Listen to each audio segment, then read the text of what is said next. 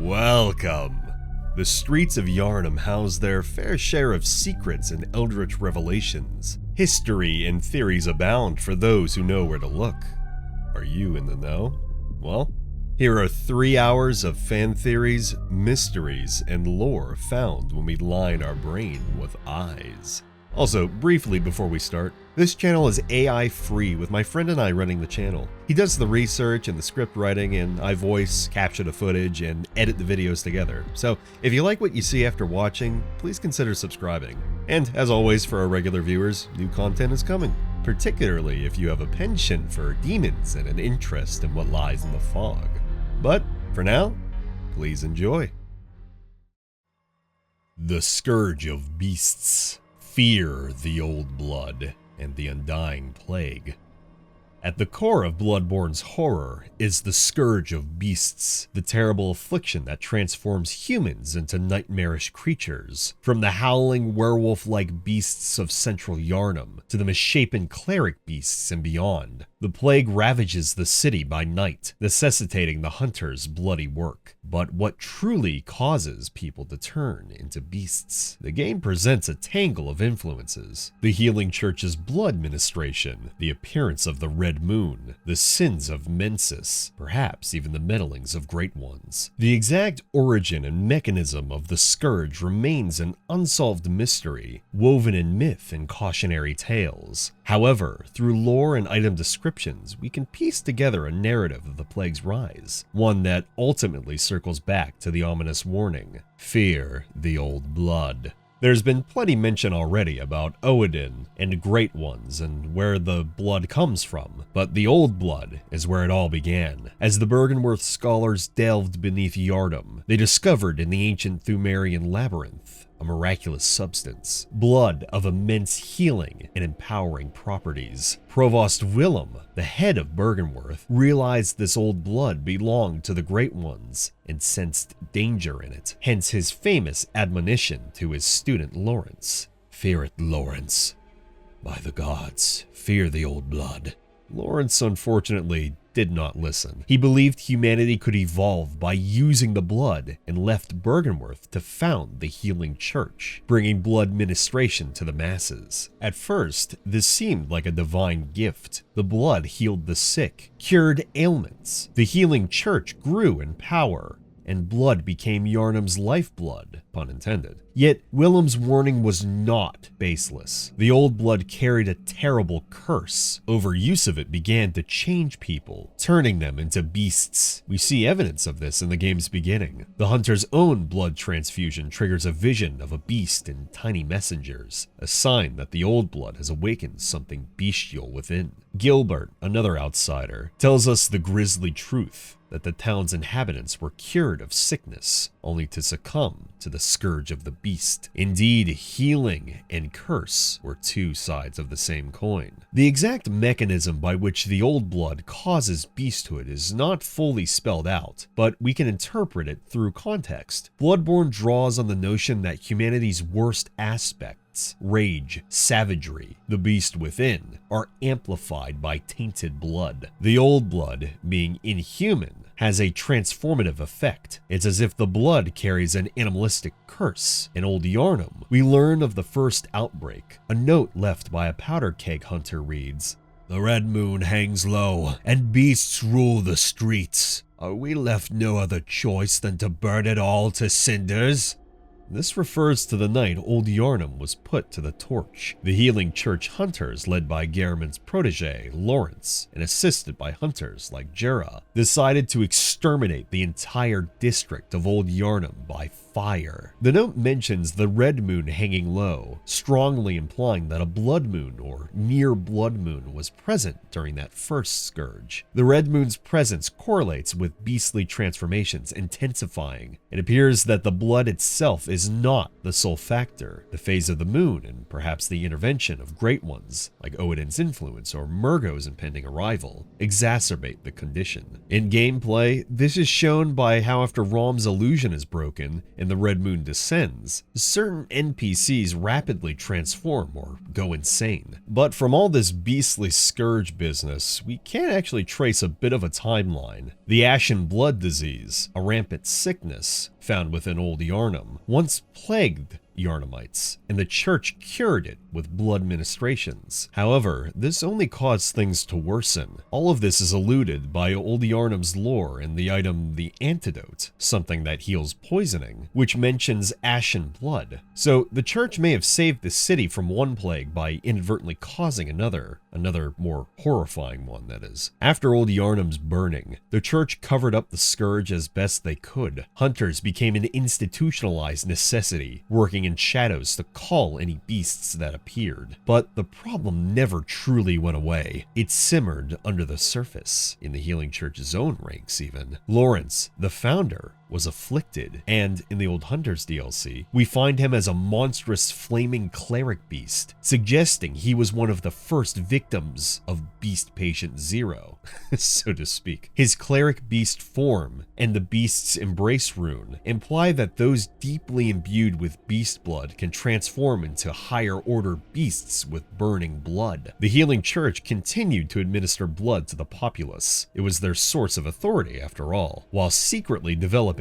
antidotes and hunts to manage the side effects. They even established medical wards like the Research Hall to study patients who were mutating, trying to find a cure or evolve them into something else. So the Scourge of the Beast is both a medical phenomenon and a cosmic curse. On one hand, it's like a bloodborne disease, again pun intended, an infection you contract by taking old blood. On the other, it's clearly tied to the sins against nature, using the blood of the old gods, in the presence of great ones like the Moon Presence and Murgo. So when the Mensis ritual reached its climax, it threatened to turn all of us into beasts, as one last note warns. That suggests that the Great One's nightmare newborn, Murgo, exerted an influence that worsened the blood plague. Perhaps the logic is the Great One's proximity, like a descending red moon, causes those with tainted blood to lose themselves entirely to beastly instinct. In simpler terms, the red moon acts as a full moon does traditionally in werewolf lore, triggering the final transformation. By putting Murgo to rest and ending the Mensis nightmare, we remove that extreme influence and dawn breaks. But does that really cure the beast scourge? Potentially,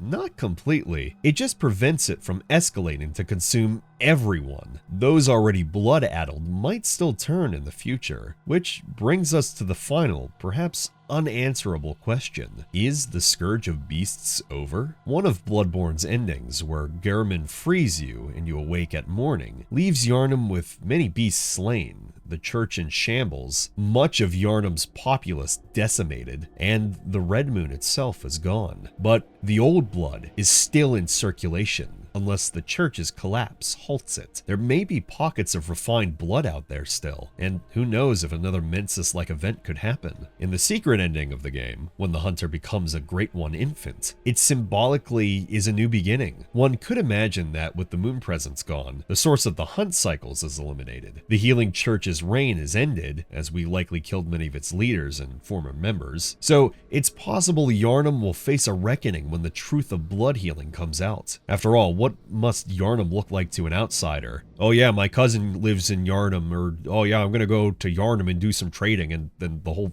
fucking town is just destroyed. Like, practically everybody is just dead. Regardless, Bloodborne doesn't show us any kind of an epilogue, and the plague's exact cure is never found in game. All things considered, there is a fascinating perspective in Bloodborne's lore of beasthood versus kinhood. Beasts represent degeneration, losing oneself to base instinct, whereas kin, those who become like the Great Ones, represent ascension beyond humanity via insight. Master Willem's path was to use eyes or insight to transcend. Lawrence's path was to use blood to evolve, but it instead made humans regress. The Scourge of Beasts can be seen as humanity's failed attempt at evolution, using a brute-forced method gone awry. So the unsolved part is, was this failure inevitable, or could it have been controlled? The choir, for instance, tried to use diluted old blood, blood refined by blood saints, to avoid beast transformation. They also looked to the stars and attempted ascension, by contacting Kos or Ebrietas, or Ebrietas, however you want to say it. This, of course, leading to kin transformations and brain damage, but not beastliness. The Executioners versus Vilebloods feud also underscores that the church saw the Cainhurst's use of blood as heresy, maybe because it wasn't their sanctioned way, or because it could lead to something even worse. So, in summary, the Scourge's origin can be attributed to Lawrence's hubris with the Old Blood. The Scourge's spread is exacerbated by cosmic events, and by continued blood misuse. The exact agent in the blood that causes beast mutation is not given a name. It could be a parasite, a pathogen, or simply arcane corruption, but maybe it's best left mysterious. The takeaway is what Willem warned: fear the Old Blood. And so, the plague of beasts is a man-made, or Great One-made disaster that might never be fully undone. The ending of Bloodborne is ambiguous as to whether normal humans in Yharnam will recover, or if the city will collapse. Can Yharnam even be rebuilt after this great catastrophe? I kinda have the feeling probably not, but as it is, the Old Blood made the city great, and destroyed it in equal measure. If any mystery remains truly unsolved, it's perhaps whether Yharnam's people will learn from this nightmare, or continue the cycle again. With the Great One's influence receding at the game's end, perhaps the healing blood will lose its potency, which might be a mercy. Or perhaps some enterprising survivor will bottle the remaining Old Blood and start the deceit anew elsewhere. As for us, we're left with a cautious optimism that the dawn means something, but we also carry the knowledge that as long as humans seek shortcuts to power or healing, the Old Blood's temptation will loom, and with it, the beasts within every man will arise. Great Ones seek human surrogates. Every Great One loses its child and then yearns for a surrogate. This haunting refrain is repeated multiple times in Bloodborne's lore, suggesting a fundamental rule of the cosmos in this universe. The Great Ones, godlike cosmic entities, are depicted as unable to propagate in a straightforward way. They suffer the loss of their offspring for unknown reasons, possibly due to the gulf between their existence and our reality. And thus, they seek substitutes, often turning to humanity to fill that longing for a child. The theory that Great Ones seek human surrogates is strongly supported by in-game evidence, including the umbilical cord items and key story events, painting a tragic picture of these alien gods trying to create or reclaim family through mortal vessels. Let's begin with the primary evidence: the 1/3 of umbilical cord descriptions. There are 4 pieces of umbilical cord in the game, each with slight variations in their lore blurbs. A consistent line across them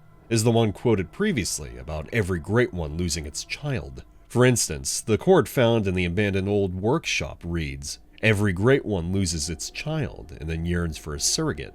The 3rd umbilical cord precipitated the encounter with the pale moon, which beckoned the hunters and conceived the hunter's dream. Another cord, taken from Ariana's infant, states, "Every Great One loses its child and then yearns for a surrogate." And Oedon, the Formless Great One, is no different. To think it was corrupted blood that began this eldritch liaison. A 3rd, from Murgo's wet nurse, reiterates, "Every Great One loses its child and then yearns for a surrogate." This cord granted Mensis audience with Murgo, but resulted in the stillbirth of their brains. The repeated refrain solidifies a rule: the Great Ones cannot keep their own children, and thus they interfere in the human world to find replacements. Now, the question: how do Great Ones use humans as surrogates? The lore provides several poignant examples. Firstly, there's Oedon in Queen Yharnam with Murgo's birth. Oedon is a unique Great One described as formless and associated with blood.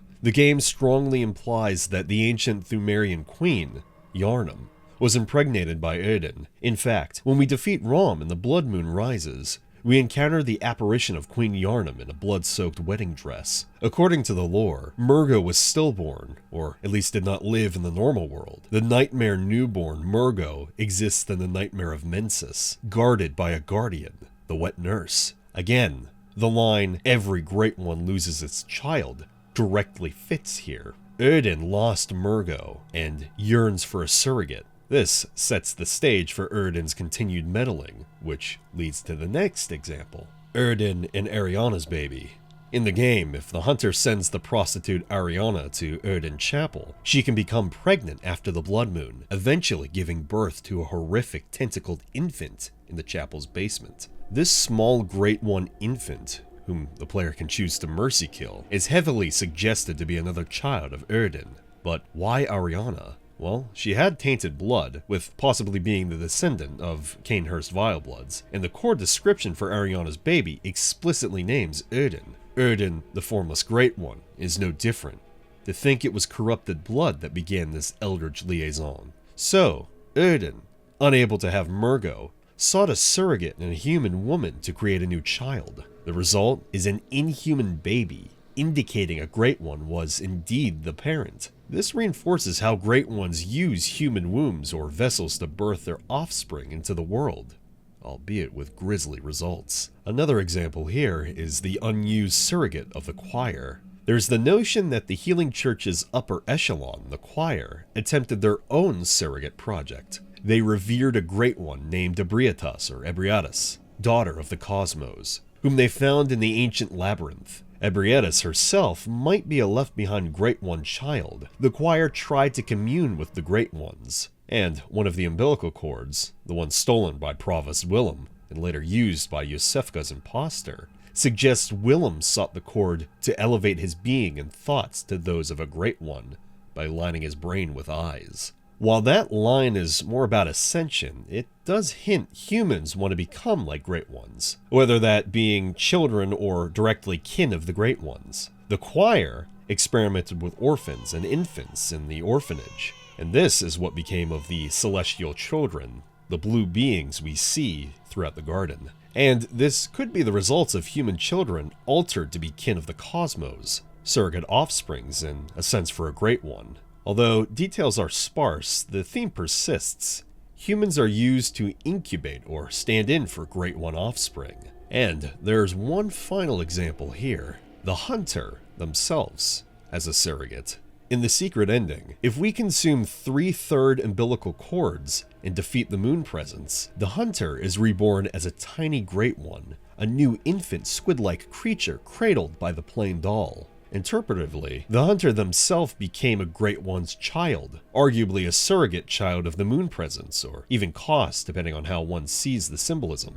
The moon presence might have initiated the hunter's dream precisely to groom a surrogate. This, of course, is just speculation. But the ending is an inversion. A human becomes a Great One's child literally. It's further evidence of the recurring surrogate motif, showing even the player's journey can be seen through the lens of surrogacy and transcendence. The lore of Bloodborne itself is also ripe with parent-child imagery. The Orphan of Kos presents a Great One that actually produced an offspring, but that child is doomed and manifesting in a nightmare, hinting at the loses its child principle yet again. Every Great One we meet or hear of has some child-related tragedy or longing. Murgo, being lost and causing a nightmare. Kos, dead, her orphan wreaking vengeance. Oedon, formless, desperately seeking a child through blood. And the moon presence, no obvious child, but possibly using hunters as children or surrogates for its agenda. And of course there's also Ebrietas, called daughter, possibly abandoned or orphaned, and now cared for by the church. Found within all of this, though, let's not forget, are the umbilical cords themselves. These symbolize the link between humans and Great Ones. Each umbilical cord in the game's world came from a moment of contact between a human and a Great One. One from Queen Yharnam, one from Ariana's baby, one from the choir's experimentations, and one from the old workshop. These cords granted power or audience with Great Ones. The Mensis cord explicitly granted Mensis audience with Murgo, but resulted in the stillbirth of their brains, implying that the Mensis scholars attempted to surrogate or bring forth Murgo, and it fried their minds. This again underscores how perilous and tragic the surrogate process is. Humans found within this process, though, often meet terrible ends, whether that's insanity, death, or transformation, in an attempt to birth or commune with a Great One's child. So another question lies with what drives the Great Ones to need surrogates? The quote implies a sort of cosmic law, perhaps an attempt at balance or a curse. Some people even theorize that when a Great One attempts reproduction, either the child dies or the parent dies. A kind of equivalent exchange in a way. Kos dies giving birth, Murgo is stillborn, so maybe the Great Ones cannot have offspring that live in the physical world. They must be born in dreams and nightmares or through human hosts. Thus, they use humans who straddle the physical and the dream as a bridge. Humans, by contrast, often seek ascension to become more than human. This creates a sort of tragic partnership in a way. Great Ones yearn for children, humans yearn for evolution or communion. The surrogate relationships satisfy and doom both at once. So, the theory that Great Ones seek human surrogates is, well, way more than a theory. It's supported by Bloodborne's narrative and evidence found through item descriptions. But there is still cause for speculation on how the whole process actually works. But this theme adds a layer of pathos to the otherwise unfathomable Great Ones. These cosmic entities are not just monsters. They exhibit a profoundly personal sorrow, the loss of a child, and a somewhat relatable, if unsettling desire to be parents. Ironically, their attempts to fulfill that desire entangle humans in events far beyond mortal understanding, driving the cycles of ritual and blood that define Yharnam's curse. Ultimately, the line yearns for a surrogate casts humanity in a new light. Not mere playthings of the gods, but potential family, a surrogate family for the Great Ones, with all the terror and tragedy that entails. Gehrman and Lady Maria. What really happened between them after the fishing hamlet?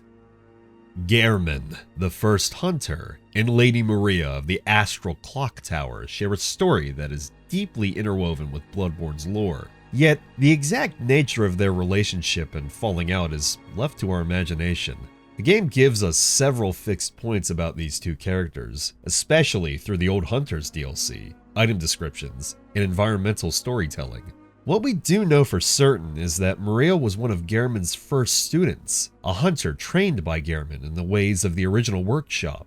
We also learn that Lady Maria was of a noble lineage, a distant relative of Queen Annalise of Cainhurst. Despite her Cainhurst blood, a lineage known for its vampiric use of blood arts, Maria revered Gehrman and chose to fight using skill and steel, her beloved Rakuyo blades. An item description in the DLC explicitly notes, Maria had great admiration for Gehrman, unaware of his curious mania. This immediately tells us two crucial things. Maria looked up to Gehrman, and Gehrman harbored a peculiar obsession with Maria, one she didn't realize. The fishing hamlet incident is the central tragedy that affected them both. In the Old Hunters DLC, we find out that Byrgenwerth's scholars and hunters, including Gehrman and Maria, raided a coastal village known as the Fishing Hamlet to seize the remains that washed up there. The raid itself was completely brutal. They killed villagers and violated the corpse of Kos, a deceased Great One, in search of eldritch blood and knowledge. The atrocities committed in the hamlet cursed all involved, a curse that manifests as the hunter's nightmare itself. Maria, who took part, was deeply horrified and guilt-ridden by what they had done. The DLC makes it clear that Maria reacted to that guilt by throwing away her weapon and possibly taking her own life. She forfeited her beloved Rakuyo, casting it down a well when she could no longer stomach it, and, supposedly, killing herself as well, after which her spirit was pulled into the nightmare. In practical terms, this is why we find the Rakuyo in the well in the hamlet, and why we encounter Lady Maria as a boss guarding the secret of the hamlet in the nightmare. But Gehrman's response to the fishing hamlet affair appears to have been very different. Historically, Gehrman seems to have carried on with the Healing Church after Byrgenwerth's schism. After all, he later worked directly with Lawrence to create the Hunter's Dream. But inside, Gehrman was racked with grief and longing after Maria's disappearance and death. We can easily see that Gehrman remains obsessed with Maria's memory as we journey through Yharnam. He's lost his prized pupil, and perhaps the person he loved most, and that loss completely consumed him. In his loneliness, Gehrman took an uncanny step. He created the doll in the hunter's dream in Maria's image, hoping to recreate her presence. The doll in the dream has Maria's face, stature, and gentle demeanor, but of course, she isn't truly Maria. Something that likely only exacerbated Gehrman's anguish. In his grief, he made a Faustian bargain, partly out of sorrow and longing for his lost student. But what remains unanswered is the emotional truth between Gehrman and Maria. The game presents clues that Gehrman's feelings for Maria went beyond normal mentorship, that much is clear. The exact nature of this obsession, however, is left partly ambiguous. Was Gehrman in love with Maria? Or did he see her as a surrogate daughter, or as something more inappropriate, like an object of romantic or sexual fixation? You know, he does say that you can use the doll if it pleases you, that being us, but he never exactly implies that he's directly in love with Maria. But something we do know is that Maria admired Gehrman as a teacher, but likely didn't reciprocate any deeper feelings. She probably wasn't even aware of Gehrman's mania. The doll itself within the dream, however, is a constant reminder of Maria. It's someone Gehrman avoids or treats with cold indifference. Dialogue from the doll indicates Gehrman seems to love the real person she's based on, but eventually grew apathetic or resentful towards the doll itself. I mean, imagine the pain of creating an effigy of someone you yearn for, only to find it a hollow imitation. Gehrman has been living with this false idol for ages, trapped in a dream he initially helped create. And, depending on how you see it, he may have gotten what he deserved. A kind of karmic justice, in a way. Another unresolved detail here is how exactly Lady Maria died and what Gehrman's role or guilt in it was. As I mentioned, we know Maria likely committed suicide out of guilt for her sins, but did Gehrman witness this or try to stop her in any way? Did they have any kind of a confrontation? By the time of Bloodborne's events, Gehrman is a broken old man in the dream, haunted by his regrets. Whether he feels responsible for Maria's death or simply grief-stricken is unclear. There's a hint that Gehrman's guilt extends beyond just Maria. He also regrets the whole bloody course of the hunt and the nightmare which he helped start. Maria's principal disgust at the violence stands in contrast to Gehrman's pragmatism. After all, he continued hunting and served the church directly. This difference in morality may have driven a wedge between them before she even died. When we face Lady Maria's spirit in the astral clock tower, she has a calm resolve and tells us, "Only an honest death will cure you now." In this form, she believes that anyone seeking the truth of Kos or trying to disturb Kos's corpse deserves death. So by this, she maybe believes that by defending Kos's corpse and the Hamlet at large, that she's trying to muster up some level of honor, trying to repent for what she had done. Gehrman, in contrast, is clinging to an unending life in a dream, unable to move on until someone releases him. It's poetic that the doll ends up comforting Gehrman in the dream. Gehrman and Maria's story illustrates the personal, emotional layer of Bloodborne's mysteries. The unanswered question of what really happened between them isn't just gossip. It ties into the themes of mentorship turned to obsession, guilt, redemption, and how different characters respond to the sins of the past. We can piece together the factual events that the teacher and student committed an atrocity. The student couldn't live with it and died. The teacher made a doll and a dream out of grief. But the human heart of that story, the love, the shame, the resentment, remains partially in the shadows. This adds a lot of depth to both characters. Gehrman isn't just a quest giver, and Maria isn't just a boss. They represent a relationship fractured by the horror of the Bloodborne. Of the Bloodborne. They represent a relationship fractured by the horror found within the world of Bloodborne. And because the game doesn't spell it out, we're left pondering the exact nature of Gehrman's curious mania and Maria's true feelings. It's a mystery that makes us reflect on how tragedy can distort even the purest admiration into something painful and broken. Kos and the Orphan. A great one's vengeance at the fishing hamlet. Curse the fiends, their children too, and their children forever true. These hateful words, spoken by a woman as we enter the hunter's nightmare. They are the echo of a profound curse, one that unleashed a nightmare upon the hunters who descended upon this seaside village. At the center of this tragedy lies Kos, or some say Cosm, a great one whose corpse washed ashore, and the orphan of Kos, her ill-fated child. The secrets of Kos and the fishing hamlet rank among Bloodborne's greatest lore mysteries. They reveal the sin that ultimately led to the hunter's nightmare, and perhaps changed the course of Yharnam's history. Yet, many questions still linger. Who or what exactly was Kos? Why did the scholars violate her remains? And what became of the orphan's essence after the nightmare ended? Long before the night of the hunt portrayed in the main game, there was an expedition led by Byrgenwerth's scholars, and likely the first hunters like Gehrman and Lady Maria. The scholars and hunters sought out a remote fishing village. In this fishing hamlet, the inhabitants had come into contact with a strange, washed-up entity, the Great One, Kos. Kos is sometimes called a sea deity. Her form appears as a massive, pale, dead figure with humanoid elements. The fishing folk, simple humans, were touched and transformed by Kos's presence. Many of these people had mutated into Piscine, slug-like creatures, gaining the eyes on the inside that Byrgenwerth so desperately sought. Although whether this transformation happened before the scholars came to the fishing hamlet, or is just a visual flare found within the nightmare, is up to some speculation. Regardless, the scholars saw an opportunity in this village. Here was the evidence of a great one.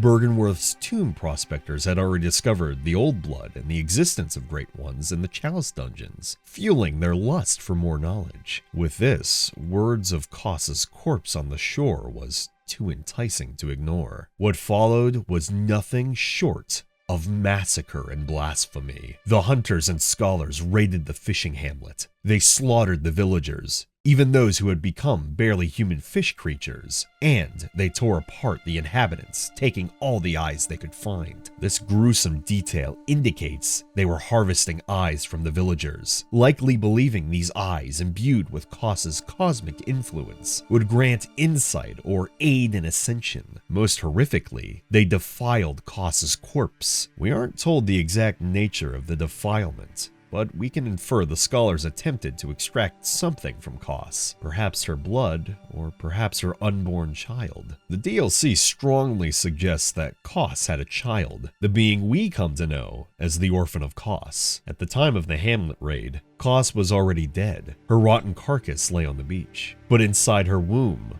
was a small, developing great one. The Byrgenwerth scholars presumably didn't realize what they were tampering with. By cutting into Kos, they not only desecrated the Great One's remains, but they doomed her child to a cruel fate. The curse of Kos was swift and terrible. With her dying remnants and the grief of her violated child, Kos, though dead, somehow placed a curse on the hunters. The villagers also cursed the scholars and hunters that raided their village, and with their final words, the resentment of a whole community and the wrath of a great one all coalesced into one of the most powerful curses in the game's lore, the Hunter's Nightmare. Those who participated in the atrocities at the Hamlet became eternally trapped in a nightmare realm as punishment. The hunters that become blood drunk also find themselves within the nightmare. This is why in the Old Hunters DLC we find familiar characters like Ludwig, Lawrence, and Lady Maria in tormented states. They were among the first hunters who sinned either at the Hamlet or via misuse of the old blood. And so, after death, their souls could not find rest. Instead, they haunt a twisted dream version of Yharnam, where beasts and hunters eternally hunt one another as penance. At the end of the Hunter's Nightmare, the player finally reaches the fishing hamlet, which is honestly one of my favorite areas found within the DLC. I kinda wish it was a bit longer. But the Hunter's Nightmare has recreated the hamlet, and it's exactly as it was during that ill-fated raid. There, the curse plays out over and over. The villagers are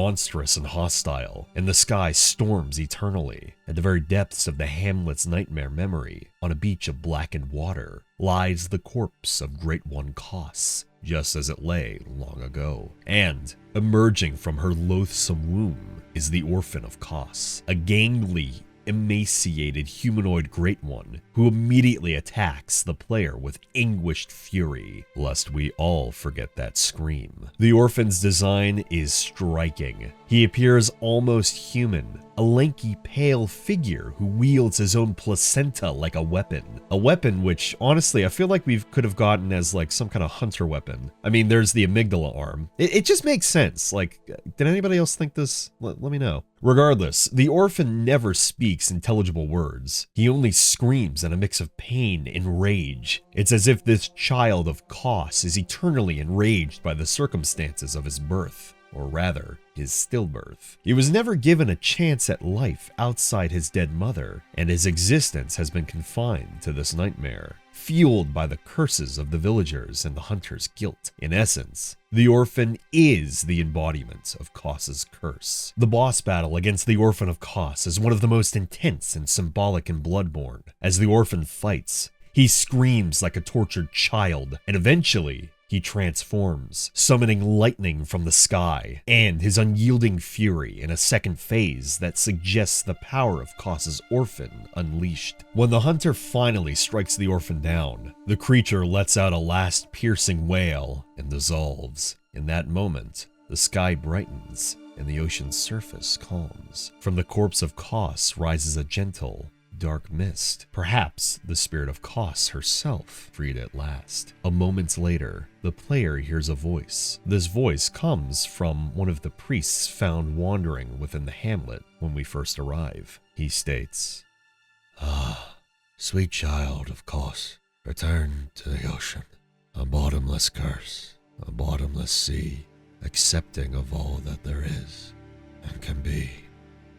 This poetic line indicates that the Orphan's death has lifted the curse. Kos's spirit returns to the cosmos. The ocean, in a way, can be seen as a metaphor for these infinite cosmos, thus taking the curse with her. The bottomless sea has accepted all, meaning the grudge, the nightmare, is over. The Great One Kos, wronged so cruelly, finally exacted her vengeance through the curse and can now rest. This haunting tale answers some questions but raises others. We learn why the nightmare was created and how it ended, but what exactly did the scholars gain from Kos? The Byrgenwerth lore suggests that one scholar made contact with Kos and was rewarded by ascension to kin. One theory suggests that Rom, the vacuous spider, was once a student of Willem's who achieved a sort of ascension. She became a kin of the Great Ones, a lesser Great One herself, seemingly devoid of human intellect, with, as many of you know, vacuous being stupid in literal translation. But this implication is that the contact with Kos, even posthumously, granted Rom incredible insight or metamorphosis into a Great One-like state, a sort of in-between state, in a way, as, again, she wasn't a Great One, but she was kin. After all, we get kin cold blood after defeating her, and not Great One blood. But if all of this is true, that means that the scholars did extract something from Kos's remains. Rom's transformation could have been the result of experiments with Kos's eldritch blood or parasites. We find that Kos's parasitic slugs are a key element in the DLC, as we find them infested in her body. And additionally, we find all of these slugs all over the hamlet. But all of this suggests that the Healing Church in some way was able to harvest Kos's body for powerful insight-granting water or parasites, enabling them to further their astral research. In other words, the atrocity at the hamlet may have propelled the Healing Church's knowledge forward, but at the dire cost of invoking a Great One's wrath. Kos herself remains a mystery. We know her only through the consequences of her death. Was Kos a naturally occurring Great One of the sea, or was she another being who fell from the cosmos? The Hamlet people worshipped her, as their dialogue mentions cos and reverence or despair. The name Cosmos also has a bit of a ring to it with Cosm, hinting that she is intimately tied to the cosmos at large. Perhaps she was an emissary of the oceanic depths of the universe, an analog to Lovecraftian entities like Mother Hydra or Dagon. Her pallid form might imply she was a creature of water or a void. She's stated as Kos or Cosm by Mikolash, linking her to the very concept of the cosmic infinite. But all we have are interpretations. Bloodborne leaves Kos mostly unexplained, which is pretty fitting for a being worshipped as a deity by the Hamlet folk. The Orphan of Kos also invites sympathy and curiosity. It is one of the only great ones we fight that appears wholly human in shape. This could imply that the great ones born of humans, if Kos's child has some sort of a human aspect to them, are able to take on a human form. Or it simply could be a stylistic choice to portray the orphan as a kind of everyman victim. Or perhaps there's even the link with Gehrman, and the nightmare is only representing the orphan in a sort of dreamlike way, where that's not its literal form.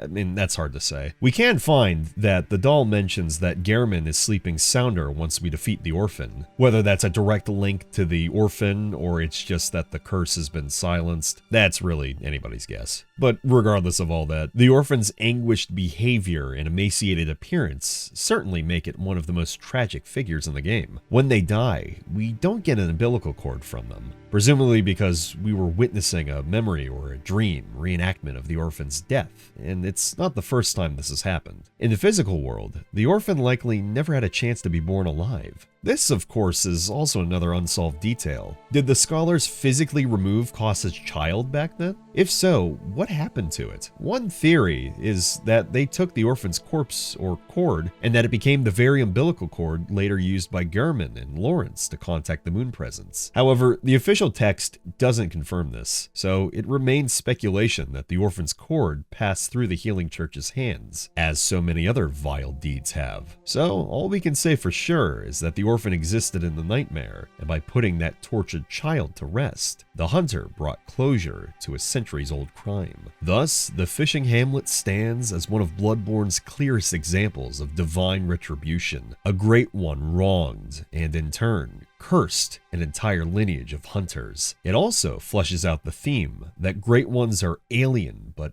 not completely unfeeling. Kos didn't simply die and vanish. She responded to the suffering inflicted on her and her kin. The nightmare curse was her vengeful miracle, and when we lift that curse, it feels like a melancholic reconciliation. But the question of who was Kos and what might humanity have learned if they hadn't angered her lingered poignantly. The orphan's cries and the old villager's curse still echo in our minds long after. A dark lullaby about hubris and remorse. So, among Bloodborne's unsolved mysteries, the tale of Kos is actually relatively complete in terms of cause and effect. Yet it remains open-ended enough that we still ponder the exact nature of Kos's power and the full impact of the hunter's sin. The bottomless curse of Kos has finally ended, but its nightmare serves as a grim lesson. In the hunt for great ones, beasts are not only monsters, humans can be monstrously cruel as well, and even gods remember injustice. Insight comes at the cost of sanity.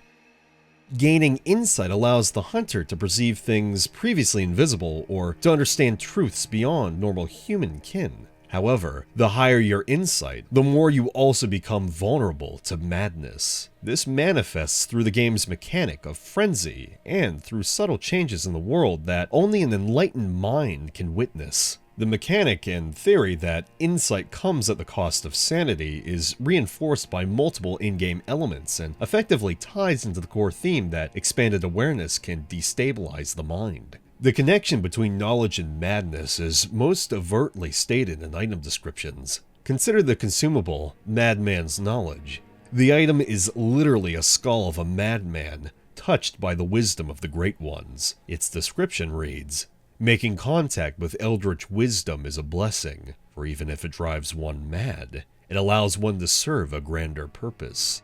This line explicitly acknowledges that touching greater knowledge risks driving one mad. The item gives the hunter +1 insight when used, thus in gameplay terms you're trading a bit of sanity for knowledge. The Great One's wisdom, a rare variant of this, similarly grants insight and implies an even more profound and presumably maddening revelation. The fact these items are skulls of individuals who encountered something extraordinary and lost their wits speaks volumes. It suggests that every bit of insight was earned through someone's brush with insanity. And the fact that it only ever gives us a few bit of insight at a time really goes to say how much they couldn't handle it. I mean, compared to the player, I mean, come on, we're stacking 99 insight here. Mechanically, as your insight stat rises, several things happen in Bloodborne's world that support this theory. High insight makes enemies stronger or behave differently, and,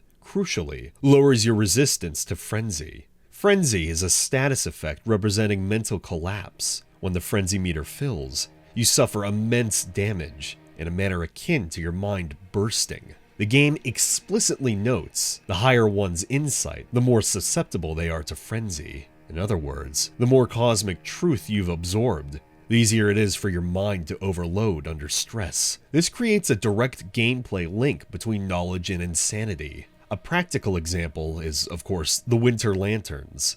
These horrific brain-like creatures covered in eyes that induce frenzy merely by you looking at them. The more insight you have, the faster their gaze will drive you frenetic. It's as if having more eyes on the inside makes you too aware of the creature's horrific reality, causing instant damage to your psyche. At 15 insight, your frenzy resistance drops significantly, which players quickly learn to counteract by spending insight or equipping runes and clothing that bolster the mind. From a lore perspective, this implies that a mind inundated with eldritch knowledge is fragile, like a dam about to break under pressure. Likewise, insight of certain thresholds unveils previously hidden aspects of the environment, confirming that the truth was there all along, but only the mad can perceive it. Notably, at 40 insight, even before Rom's death, you can see the outline of massive amygdala clinging to buildings in Cathedral Ward and Yahar Ghul. Normally, an average person would walk under Oedon Chapel's arch without ever knowing a multi-limbed Great One hangs overhead.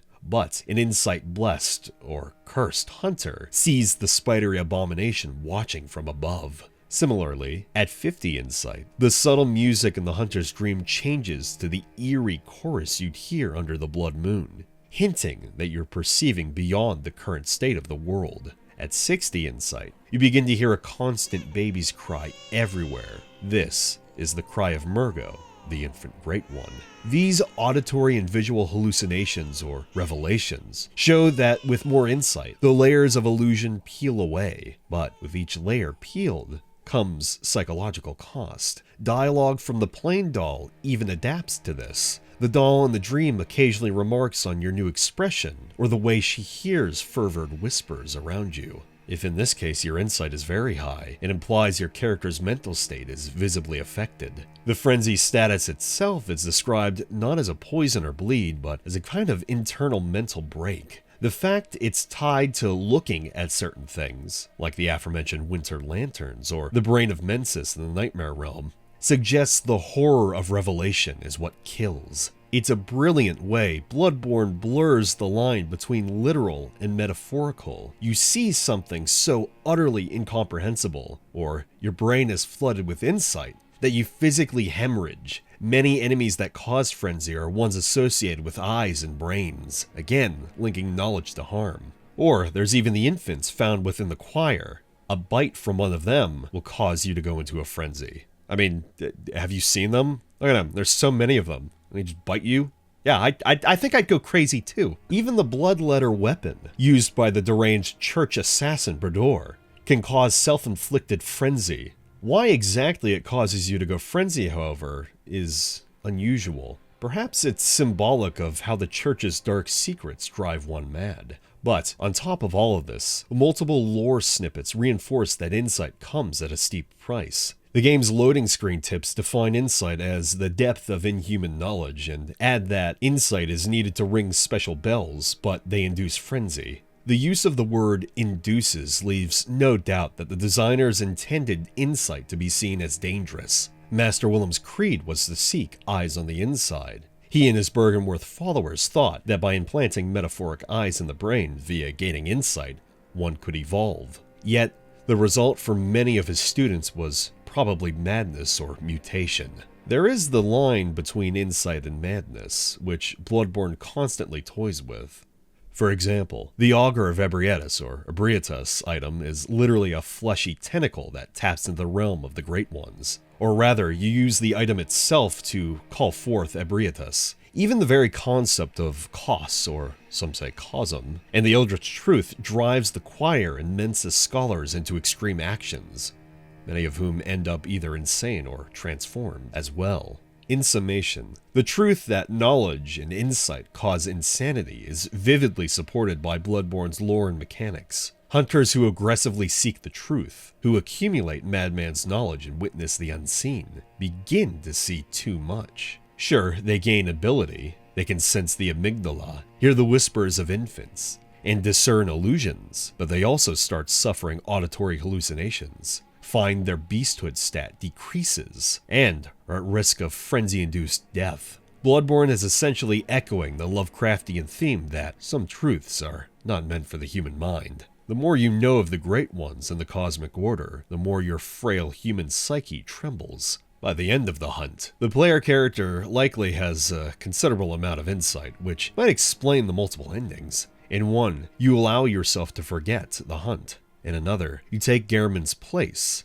And, in the final, you transcend humanity entirely, becoming an infant Great One. In all cases, you're no longer just a human who can go back to how things were. Once your eyes are open, there is no closing them without losing a part of yourself. Thus, Bloodborne masterfully illustrates that insight and madness are two sides of the same coin, a truth that every hunter discovers sooner or later, often to their dismay. Pale blood, the pale mystery behind the hunt. Seek pale blood to transcend the hunt. These are the cryptic words scrawled on a piece of parchment as the hunter awakens in Yharnam. From the very beginning of Bloodborne, pale blood is presented as an enigmatic goal of our journey. But just what is this pale blood? A type of blood? A person? A hidden truth? Well, the game never outright says, making it one of Yharnam's deepest lore mysteries. However, as lovers of lore and seekers of truth, the answers do somewhat come to us, if a bit cryptically hidden. But before we get ahead of ourselves, let's start at the beginning. The blood minister in the beginning, in Yosefka's clinic, reacts as if he's heard the term. Oh yes, pale blood. Well, you've come to the right place. Yet, even a fellow outsider like Gilbert admits he's never heard of it, suggesting pale blood is no ordinary blood. The truth, however, buried in lore notes and developer hints, is that pale blood isn't a literal blood transfusion at all. It's something far more cosmic. As the night progresses, subtle clues begin to frame pale blood's meaning. After the hunter defeats Rom, the vacuous spider, the red blood moon descends, tinting the sky a violet purplish color. A messenger note found in Yahar Ghul exclaims, "Behold, a pale blood sky!" And indeed, the very sky has turned an interesting color, maybe not necessarily pale, but is said to be as pale as a body drained of blood, as one description puts it. This, of course, is one interpretation of pale blood, the paled sky signaling that the secret ritual of Mensis has been revealed and the hunt is nearing its climax. In fact, director Hidetaka Miyazaki hinted that seek pale blood could mean uncovering the hidden ritual and stopping it, symbolized by revealing that pale sky. The hunter, an outsider afflicted with some mysterious ailment, might have journeyed to Yharnam in search of this fabled pale blood cure, only to discover it refers to ending the nightmare itself. Yet an even more startling revelation comes from a note found much later. This note is found inside the lecture building, which is in of itself within the nightmare. It identifies pale blood with a specific being, the nameless moon presence,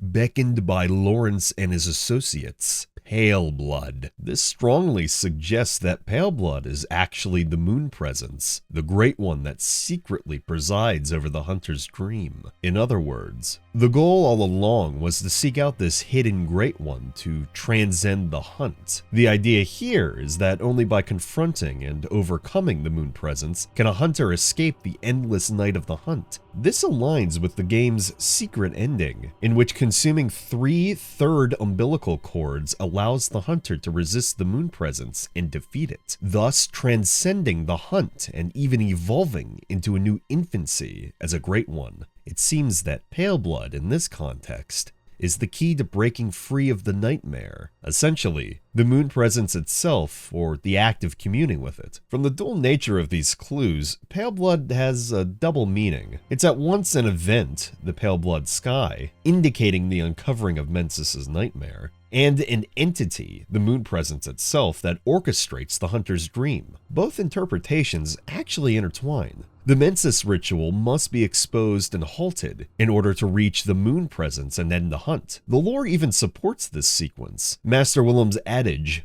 "Fear the old blood," was ignored by Lawrence, leading to the use of old blood and the scourge of beasts. Thus, Lawrence and his allies eventually sought another solution. They beckoned the moon presence with a special ritual. This is likely how the hunter's dream was created, a pact with a great one born out of desperation to end the beastly scourge. This, of course, is one interpretation of it, though. But the hunter's quest for pale blood can be seen as the fulfillment of that old pact, if we are following this idea. That being, track down the source of the plague, the Mensis nightmare and its newborn great one, and ultimately confront the moon presence that holds the hunt in its sway. It's a grand, almost hidden narrative arc conveyed through sparse lines. Many players finish Bloodborne not fully grasping what pale blood was, and that's intentional. Pale blood is sort of like the MacGuffin of Bloodborne, a mysterious objective that drives the protagonist forward. Whether one interprets it as the pale sky or the moon presence itself, it symbolizes escape from the night. By seeking pale blood, the hunter sets into motion the events that will unravel Yharnam's darkest secrets and, hopefully, free them from the never-ending hunt. It's yet another testament to From Software's storytelling that the answer is given, but only to those who dig. Pale blood, after all, was there all along, looming above the city as the pale moon, and waiting in the dream as an unfathomable great one.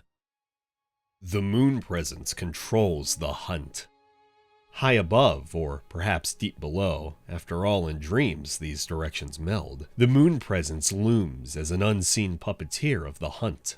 The moon presence, a great one also known by the nickname Flora, is encountered only at the very end of the game if certain conditions are met. Yet its influence is felt from the very beginning. The theory posits that the moon presence maintains the structure of the hunt by creating and controlling the hunter's dream, effectively binding hunters, like the player in Gehrman, into an endless cycle of hunting beasts. Rather than micromanaging every event in Yharnam, the moon presence ensures that the framework persists. There will always be hunters to fight the beasts, and thus the bloody night continues indefinitely. First, let's establish what the moon presence is and does, according to lore. The moon presence is one of the great ones, an eldritch entity, and specifically, it's tied to the moon in the hunter's dream. In the hunter's dream, if you inspect the stump messenger item, it mentions an unfinished doll, and the workshop in your dream is a replica of the real workshop. Hints like these suggest some higher being created this dream. The third umbilical cord from the workshop explicitly states that it precipitated the encounter with the pale moon, which beckoned the hunters and conceived the hunter's dream. The pale moon here is widely interpreted to be the moon presence itself. The cord description basically says, using that cord, Lawrence and Gehrman beckoned the moon presence. The result was the creation of the hunter's dream. This is a major piece of evidence. The dream was conceived through an agreement with the moon presence. Furthermore, a note found in the Nightmare Lecture building reads, "The nameless moon presence beckoned by Lawrence and his associates. Pale blood."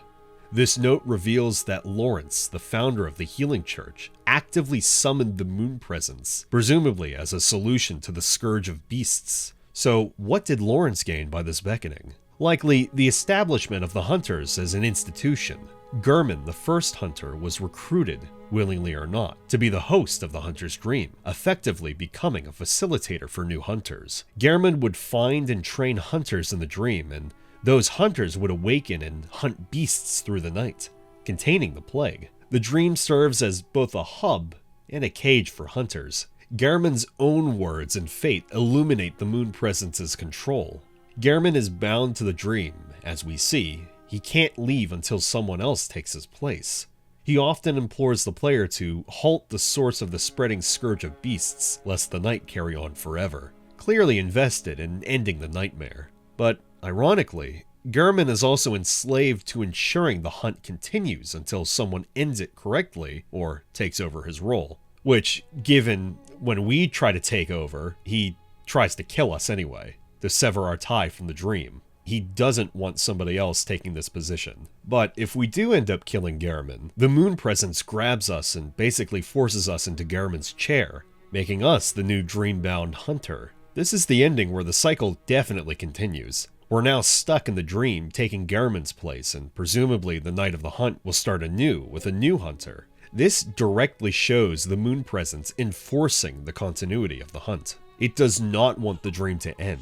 If Gehrman is freed or killed, it immediately enslaves another. The terminology and lore for the moon presence's action is often binding. It bound Gehrman to the dream, and it will bind you if possible.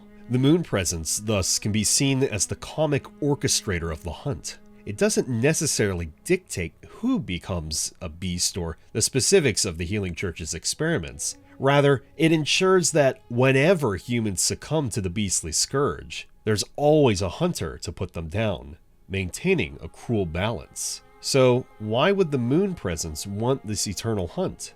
Well, the game leaves it mysterious, but one plausible motive is that it might see the Great One's existence threatened by humanity's experiments, or it has some pact to contain the Old Blood's effects. The hunter's dream being a controlled environment allows the moon presence to reset hunters. Notice that when you, the hunter, die in the waking world, you awaken in the dream, at least for the first time. This could be the moon presence resurrecting you as long as you serve its purpose. Only by defeating it do you truly break free from the cycle. The moon presence's control can also be inferred by the hunter's dream and the resonance found within. The plain doll who tends to the hunters refers to the moon presence indirectly as Flora in one of her rare prayers. She's essentially worshipping or entreating the moon presence. This suggests the doll is aware of the moon presence's power over the dream and, by extension, over the hunter's well-being. The messengers that do the moon presence's bidding could be minions of the moon presence or spirits bound to the dream, all part of the infrastructure it's set up.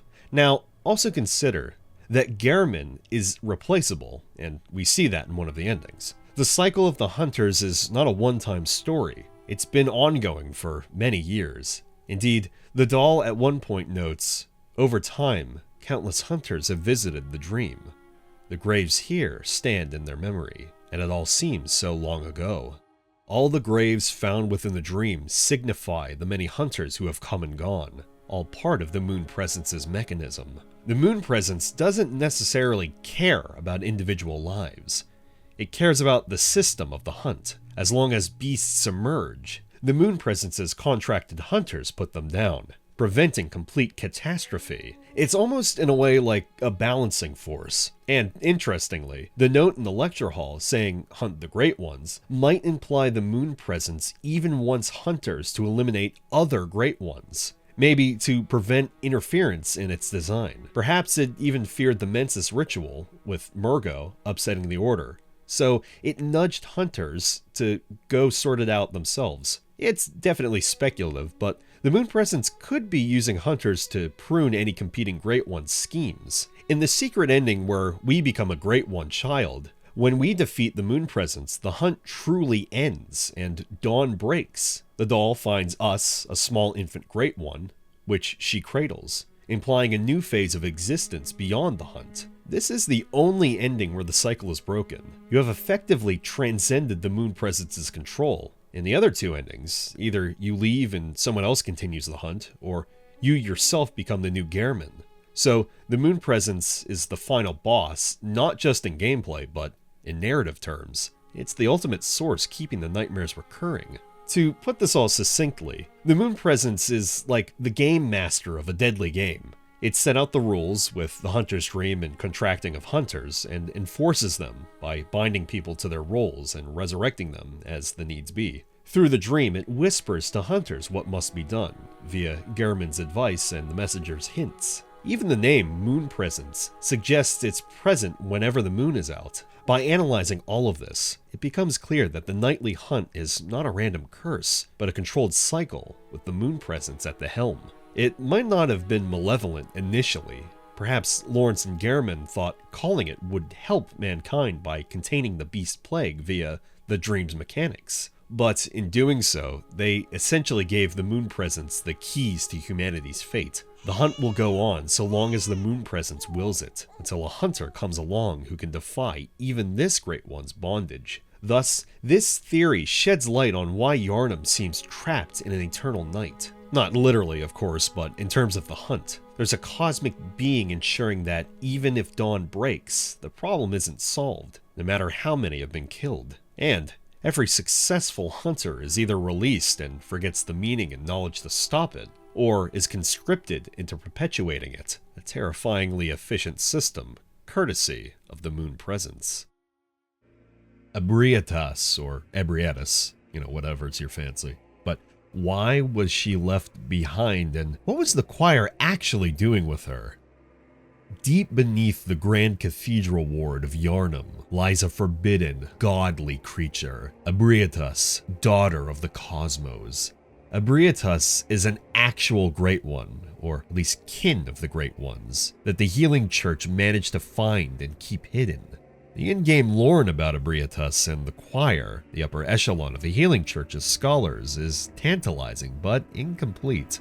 The choir's discovery of Ebrietas is one of the most significant lore events, yet it's shrouded in mystery by the term left behind Great One. The question is, left behind by whom, or what, and for what purpose?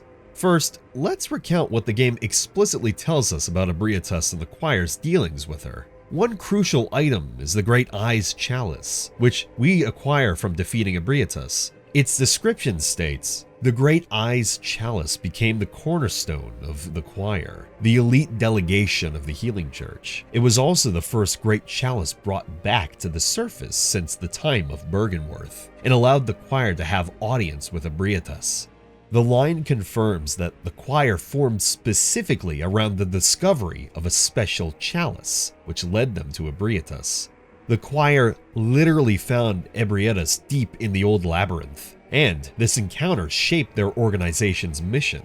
Another source, the Altar of Despair, the area where Ebrietas is found, identifies Ebrietas as the left-behind Great One, and she's tied directly to the church's pursuit of blood communion. Blood communion likely refers to sacred blood experiments, probably using Ebrietas' blood in hopes of communing with or harnessing the powers of Great Ones. From this, the definitive lore we have is that the Healing Church's choir discovered Ebrietas in the depths and essentially adopted her as a divine guide or tool. Ebrietas is found in a location called the Altar of Despair, which sits in the old, forgotten part of the Grand Cathedral. That hidden altar in Ebrietas' presence suggests the choir built a secret shrine where they could interact, completely away from the public. But I also have some wonders about the altar itself. We can see these weird statues all around, almost as if they're coming out of the rock in a way. So I have always wondered if maybe the Healing Church found this area underneath where they were based and they sort of just placed her there. But I don't know, the area always seemed kind of eldritch in nature. So let me know if you thought that they put this together themselves, the Healing Church, or if they just found this area. But I'm kind of leaning to that they found the area themselves. But who knows, it's fun to speculate. But back to Ebrietas' own name, Left Behind Great One, the game never directly explains what that means. Left behind by whom? Well, we can interpret it a few different ways. Possibly, Ebrietas was literally left behind by another Great One, or even all the Great Ones. Maybe when whatever calamity or exodus happened, she didn't or couldn't ascend to the cosmos with the rest. Alternatively, left behind could mean she was an orphaned Great One, much like the Orphan of Kos was left alone after Kos died. Or it could mean that she was a Great One associated with an older civilization, the Thumerians perhaps, who got abandoned. It all evokes a kind of sadness, and indeed, when you find Ebrietas, she's seemingly mourning over a corpse that resembles Rom. She doesn't attack you until you disturb her. This has led to speculation that maybe Ebrietas was grieving a lost Great One friend or sibling. Some even think that the corpse near her is a failed Great One or even the physical shell of Rom. The choir might have found her in this mournful state and taken advantage of her loneliness by offering communion. In other words, Ebrietas might have been willing to cooperate, at least initially, because she was alone. The game's lore indicates that the choir worshipped or at least cared for Ebrietas to some extent. They called her Daughter of the Cosmos as a reverential title. The altar and the fact that she's alive means they didn't just vivisect her, they wanted her around. But what was the choir actually doing with Ebrietas? This is a multi-layered and unclear question, but some likely purposes could be that they were using her to extract blood for special communion. Her blood could have been used to produce Formless Oedon's blood augmentations or to create special vitae. The choir also could have just learned from her. Perhaps they attempted to gain eyes on the inside by communing with her thoughts or songs. The Augur of Ebrietas item, for example, is a hunter tool described as using the phantasm from Ebrietas to partly summon her power. That suggests the choir studied her eldritch powers enough to weaponize them in a tool. They effectively treated her as a living medium to the cosmos. Yet the relationship is still ambiguous. Is Ebrietas a willing ally of the choir or their captive? When we fight her, she's hostile, but that could simply be because we're intruding, or maybe because she's enraged by the loss of her sister, Rom, or the interference at the altar. Although we directly attack her, so she could just be defending herself. But there is no cutscene or note about how the choir treated Ebrietas day to day. So this could all imply that they try to appease Ebrietas like a goddess, keeping her pacified and happy so she would share her blood or knowledge. On the other hand, the name Altar of Despair doesn't exactly suggest a happy arrangement. Ebrietas may have been pining for the other Great Ones or for something unattainable, hence despair. The very fact Ebrietas is left behind hints at a bigger cosmic story we aren't told. Maybe long ago the Great Ones departed the physical world, ascending to some higher plane or dying out, and Ebrietas was the one who got left behind, stranded in the old labyrinth. So if that's the case, the Healing Church basically found a stranded alien god underground and thought, jackpot, a Great One we can talk to without ascending ourselves. It's implied that the choir saw Ebrietas as their chance to bridge humanity and Great Ones via blood. They even attempted to create their own surrogate Great Ones, with the celestial emissary trying to ascend humans into kin of the cosmos. And there is of course the aspect of the orphanage, where we can find all the infants that look surprisingly similar to Ebrietas. But all the unanswered aspects are absolutely fascinating. So what does Ebrietas think of all this? We have no insight into her mind and who left her behind. Was it Kos? The sky? Other beings called Great Ones that left the old labyrinth? The choir's true intentions with her, worship or exploitation, or both, are not exactly explained. We know they derived her blood for their uses and likely prayed to her in some fashion, but it stops there. The ambiguity matters so much because Ebrietas is a linchpin between human and Great One in the lore. She's literally proof that humans can find and even interact with a Great One without being instantly obliterated. If the game clarified why she was left behind or how the choir treated her, we'd understand the Healing Church's cosmology much better, but it doesn't. Presumably to keep that aura forbidden mystery. Even Ebrietas' name and form raises questions. Daughter of the Cosmos implies there may have been a parent Great One, or it's just a fanciful title by the church to venerate her as a child of the stars. Either way, she's quite unique. So the unanswered question of Ebrietas can be phrased as, was Ebrietas a benevolent guide, revered idol, or a mere lab specimen to the choir? Each interpretation has evidence, but none is confirmed. The choir named themselves after singing to or hearing her, suggesting reverence. Yet the experiments like creating the Black Sky Eye, literally using a cosmic eye as a weapon, and Augur of Ebrietas showed that they weren't above using her existence for their own arcane advancements. The phrasing blood communion could imply that they even tried to ingest her blood to see visions, similar to how Willem sought insight via eyes. The choir might have sought insight via blood. But without a final lore node or a cutscene, we're left with these rich puzzle pieces. Ebrietas embodies how Bloodborne storytelling leaves gaps. We have a general idea, but key motivations and backstory remain undefined. This keeps Ebrietas enigmatic and, more importantly, keeps the Great Ones themselves inscrutable. We never get to hear Ebrietas speak or know her mind, a deliberate choice so Great Ones remain alien.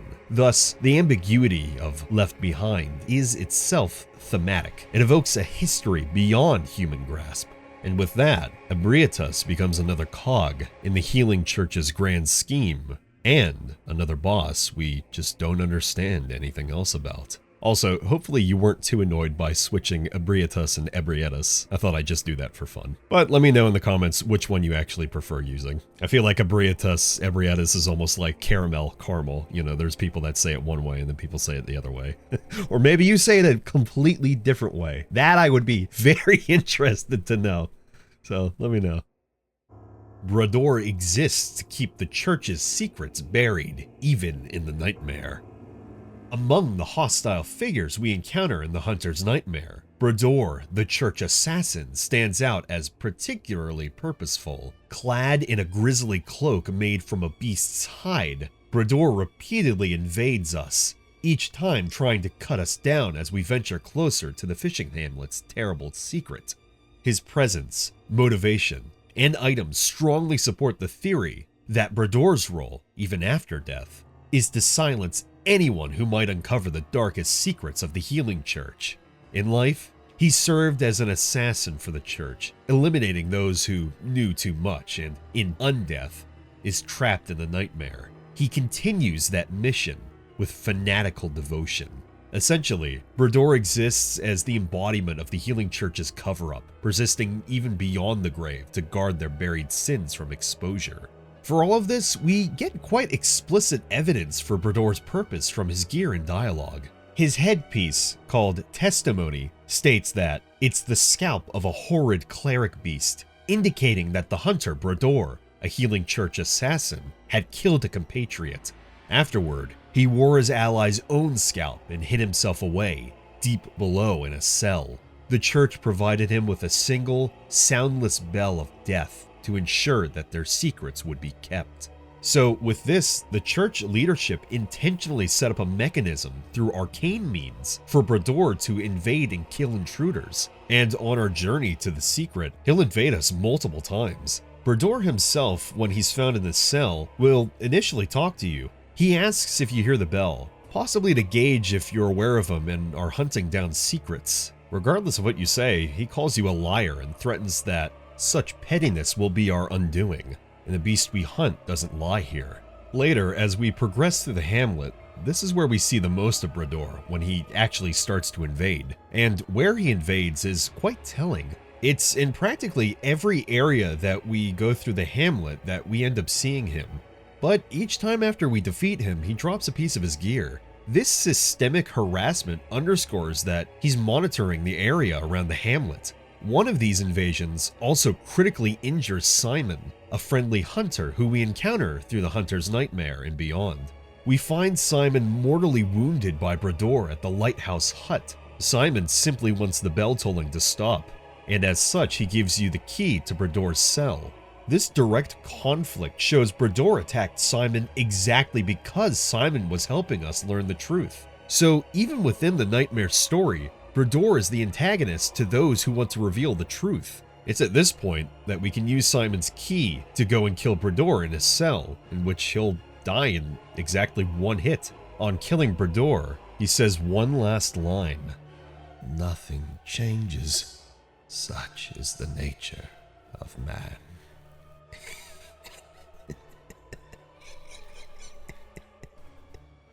this cryptic line likely reflects on the inevitability of curiosity and violence. It's a bitter, resigned thought.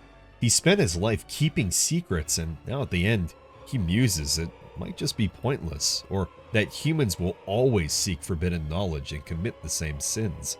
The concept of a soundless bell is also noteworthy. The fact that we're not able to hear the bell ringing up until we enter the Hamlet is definitely an oddity, as in the rest of the game we can hear every kind of bell, but this one isn't hearable until we actually seek out the secrets in the Hamlet. All of this combined, and everything about Brador supports that he's the guardian of the church's dirty laundry. Unlike Lady Maria, who guarded the secret out of guilt and sorrow, Brador does it out of loyalty and perhaps some kind of fear. Maria wanted to protect people from the truth because it's horrible. Brador wants to protect the church from the truth because it would destroy them if widely known. And maybe he fanatically believes it should remain buried. He doesn't want it to topple the system, and maybe doesn't want to disturb costs further. It's hard to say if he rationalizes it beyond his own orders. But regardless of all this, he's clearly gone quite mad. As such, this gives us a clear antagonist for the final section of the DLC. Someone who directly represents the church's corruption. While we're guided by Simon and try to atone and reveal the truth of the hunter's sins, Brador is the remorseless hitman trying to maintain the lie. It's a very narrative-driven series of invasions, unlike random PvP-style invaders. So, in conclusion, Brador's existence in the nightmare isn't an accident or mere another hunter enemy. It's completely purposeful. He's essentially the nightmare's secret police, ensuring the secret buried in the nightmare stays buried by literally burying intruders like you. And even death didn't strip him of duty. He rings his silent bell and strikes from the shadows because that's what he was conditioned or commanded to do. The theory is strongly validated by his item descriptions and actions. He's an assassin tasked with silencing knowledge. Only by defeating him, and then the Orphan, can the full truth finally come out and the cycle of secrecy end. Brador is thus the final obstacle we must overcome before facing Kos's judgment, a fitting last line of defense erected by human deceit and cruelty, and all of this before the divine retribution of the Orphan of Kos. Formless Oedon, the unseen Lord of Blood.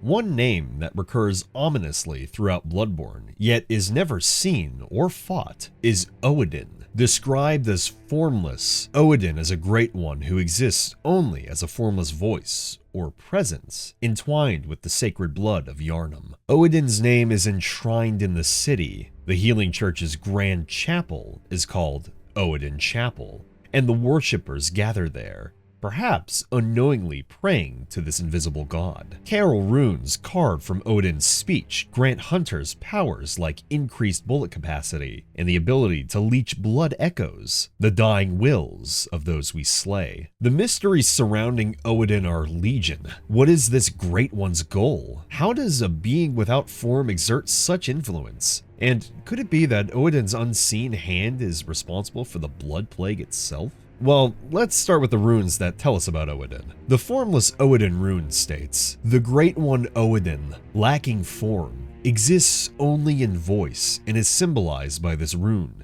It further notes that Oedon and his inadvertent worshippers seek the precious blood. Oedon is essentially a being of pure spirit, or pure blood. He's ascended to an even higher plane than even most great ones, achieving a kind of omnipresence. Being formless, he can never be encountered in a boss fight or seen physically, truly making him a Lovecraftian entity whose whispers can only be heard from the darkness. Yet, Oedon's presence is felt everywhere in Yharnam by those who know where to look. For example, as mentioned, the Oedon Writhe rune lets hunters viscerally steal blood echoes from enemies. This suggests Oedon's parasitic delight in bloodletting through the hunter. Those who have Oedon's rune literally carry a fragment of Oedon's essence in their minds, unknowingly doing his bidding by spilling blood. But The most glaring evidence of Oedon's meddling is the miraculous pregnancies during the blood moon. As the scholars say, when the Great Ones descend, a womb will be blessed with a child. In Yharnam, two notable women can become pregnant out of nowhere once the blood moon rises. One is Ariana, the gentle prostitute found in the cathedral ward. Ariana is a descendant of the vile bloods of Cainhurst, as implied by her noble bearing and the nature of her blood. After the blood moon appears, Ariana ends up giving birth to a horrifying, squirming infant, clearly a creature of the Great Ones, with tentacles and a misshapen form. This infant form can also be found in the upper cathedral ward, in the location the choir held so sacred, where others of these infants wander the grounds. However, with Ariana's child, this infant is presumed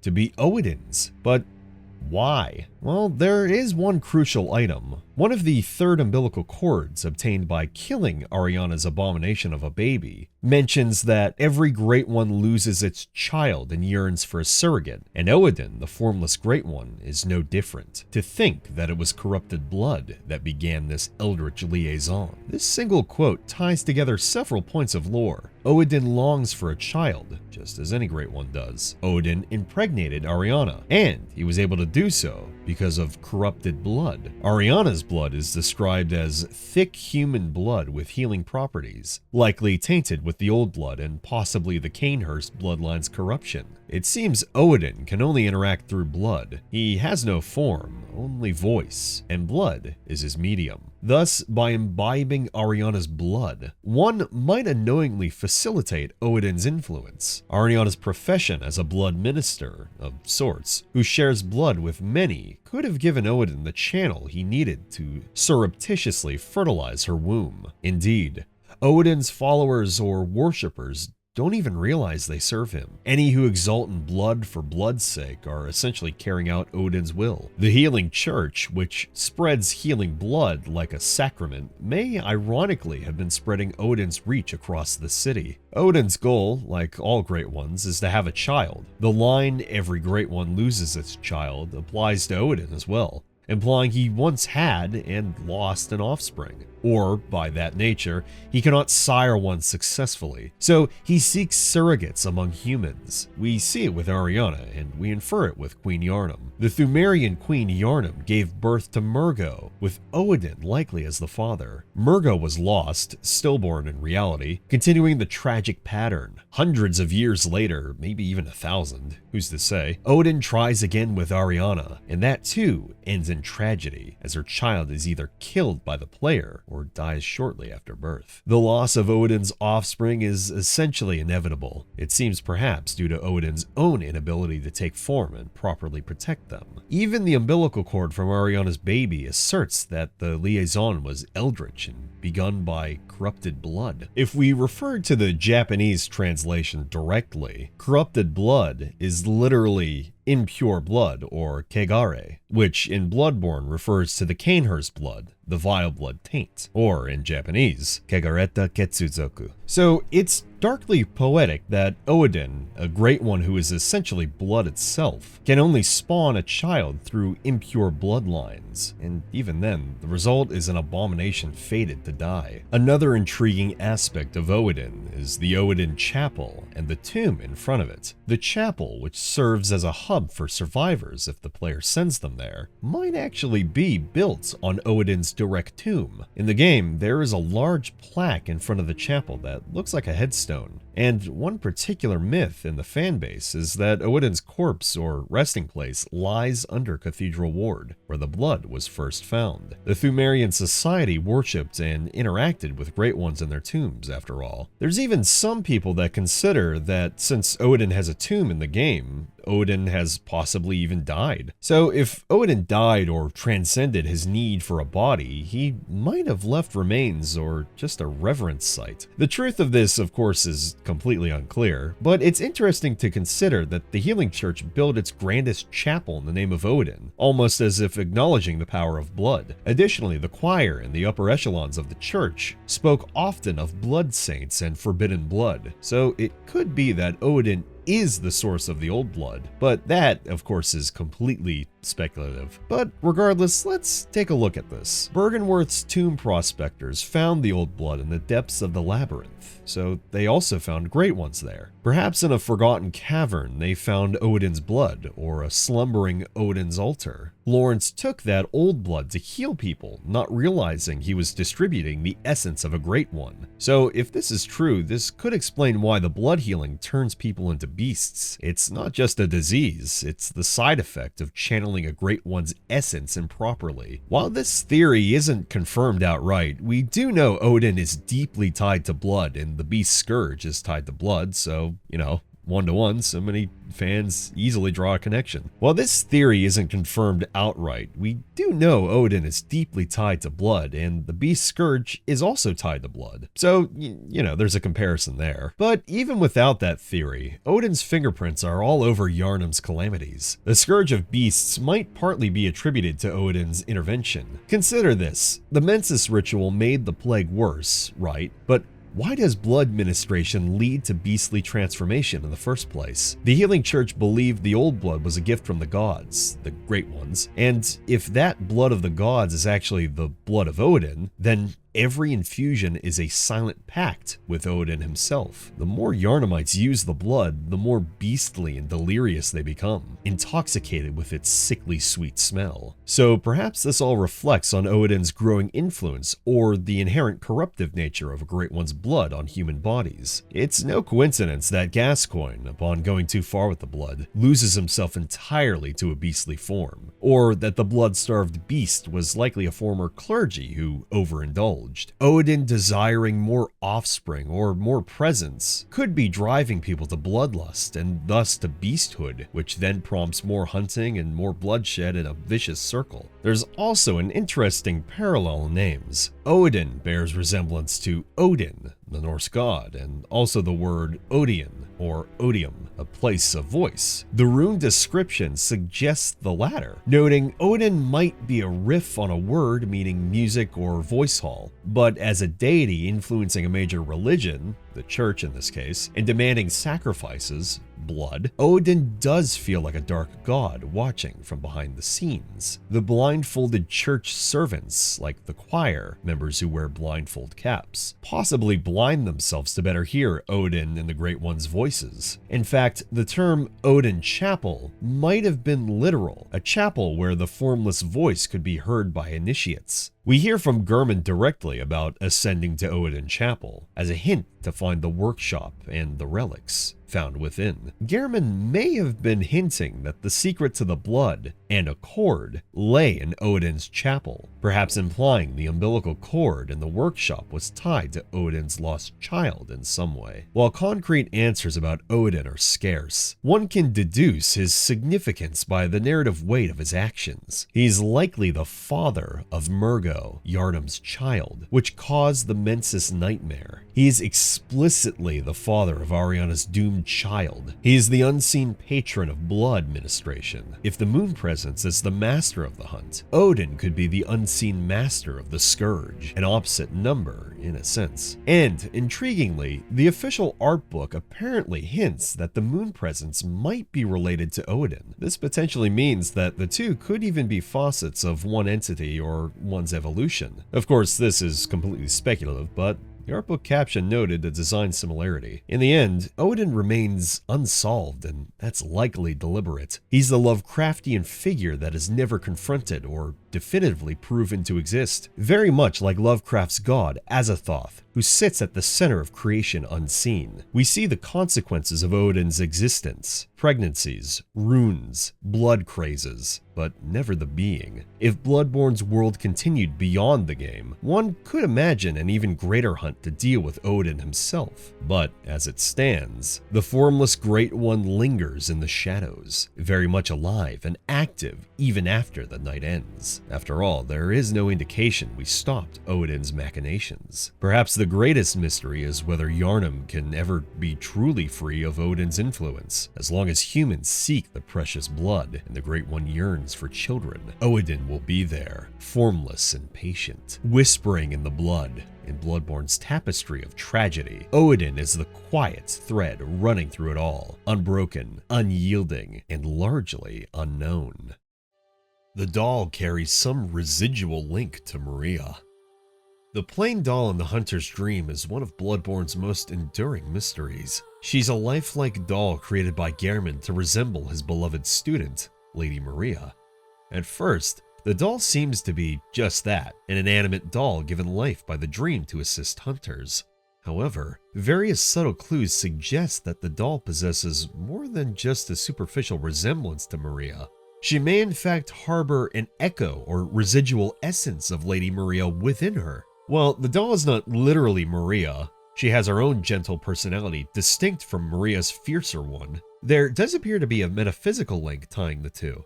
The theory is that when Gehrman fashioned the doll in Maria's image and given the strange powers of the hunter's dream, courtesy of the moon presence, some part of Maria's spirit or emotions imprinted onto the doll, enabling the doll to respond to events involving Maria's soul. First, let's establish the connection. Gehrman crafted the doll after Maria's disappearance, or likely her death. The doll's description in the plain doll entry confirms. The doll is based on a student that Gehrman held affections for, Lady Maria. After Maria's disappearance, Gehrman obsessively created the doll in her image. So she looks exactly like Maria, same face, same body proportions. The doll's voice is even the same actress as Maria's voice. Gehrman's initial infatuation aside, we have to consider the nature of the dream. It can imbue life into the doll, so it's not unthinkable that if Gehrman longed for Maria in whatever fashion, and Maria's soul was in some kind of limbo, like the nightmare, the moon presence or the dream fused a fragment of Maria's essence into the doll to animate it. Alternatively, it could be more like a sympathetic connection, since the doll is modeled after Maria, and when Maria's soul is freed or impacted, the doll senses it. The strongest piece of evidence for a link comes after you defeat Lady Maria in the Old Hunters DLC. Upon returning to the Hunter's dream after that victory, the doll greets you with new, unique dialogue. She says, "Good hunter, this may sound strange, but have I somehow changed? Moments ago, from someplace, perhaps deep within, I sensed a liberation from heavy shackles. Not that I would know how such a thing feels. How curious." This is unmistakably referring to Lady Maria's defeat. In the moment Maria died in the nightmare, thus being freed from her eternal guilt, the doll felt something change inside her. The doll is even puzzled by it, since as a doll she shouldn't really have any shackles. This suggests that Maria's spiritual release resonated with the doll. The doll's words from someplace deep within hint that this feeling came from within the doll herself, or within a further dream or nightmare, and it's almost as if an inner burden was lifted that she didn't even know was there. If one imagines that Maria's soul was bound in the nightmare and the doll contained a faint echo of Maria, then when Maria's soul was freed, the echo in the doll sighed in relief, giving the doll that strange feeling. The doll's creation being in the hunter's dream, a place where thoughts and will can become reality, could mean that Gehrman's memory of Maria and longing imbued the doll with a sort of faux soul. Think of it like a homunculus given life by a great one. Possibly the moon presence gave the doll animation, but the core programming came from Gehrman's idealization of Maria. The result is a being who is Maria-like in form, but not in memory. The doll also doesn't remember Maria's life. When given the small hair ornament, which we find in the hunter's workshop, along with the actual physical doll, the doll says, I can't remember, not a thing, only I feel a yearning, something I've never felt before. Tell me, hunter, could this be joy?" After this, she sheds a tear of blood. This shows that certain triggers related to Maria stir emotions within the doll, even if she doesn't cognitively recall them. Yearning, faint recognition, but no clear memory. That aligns with the idea that she has Maria's emotions or spirit, but not her mind. It's, as I've said, a residual link, like an afterimage or echo. The doll experiences joy, which she's never felt, implying Maria's sentimental feelings seeped through for a moment when holding the ornament. We should also mention Gehrman's behavior. He became cold to the doll over time, possibly because she lacked Maria's personality, or maybe because it hurt him to see a copy without the soul, but he still kept her around, meaning perhaps he sensed some comfort or presence in her. If Maria's residual warmth was in the doll, that could have initially drawn him in, until sorrow turned to bitterness. Thematically, the idea that the doll carries Maria's echo fits with Bloodborne's exploration of how strong emotions or will can imprint on reality, especially within dreams. We see it with Gehrman's will creating the dream, so Gehrman's love and Maria's guilt together might have seeded the doll with a fragment of Maria's essence. In practical terms, the doll is friendly and Maria is hostile, which might seem contrary if they share an essence. But note, the doll exists in a calm dream, devoid of the context that made Maria ferocious. Maria, in Nightmare, is actively guarding a secret with anger and pain. Meanwhile, again, the doll in the dream has no such mission except to serve hunters peacefully. They're like two sides of what was once one person. Maria's fierceness and regret manifest in the nightmare, and her kindness and nurturing side manifest in the dream as the doll. It's almost poetic that the doll exhibits the gentle qualities Maria perhaps had or wished to have had. So the significance of this theory is largely emotional and thematic. The doll isn't just a random enchanted doll, she's intimately tied to one of the most important figures of the past. It also adds depth to her tender demeanor. Perhaps she subconsciously seeks redemption as Maria did, with her way of leveling us up and helping hunters rather than harming them. And as such, it makes the doll's tear of blood upon receiving the ornament heartbreakingly meaningful. A hint that somewhere inside, Maria's heart is crying with joy or sorrow that she can't fully recall. Ultimately, while the doll just says she's a plain doll, the evidence suggests that she has more heart than she possibly knows.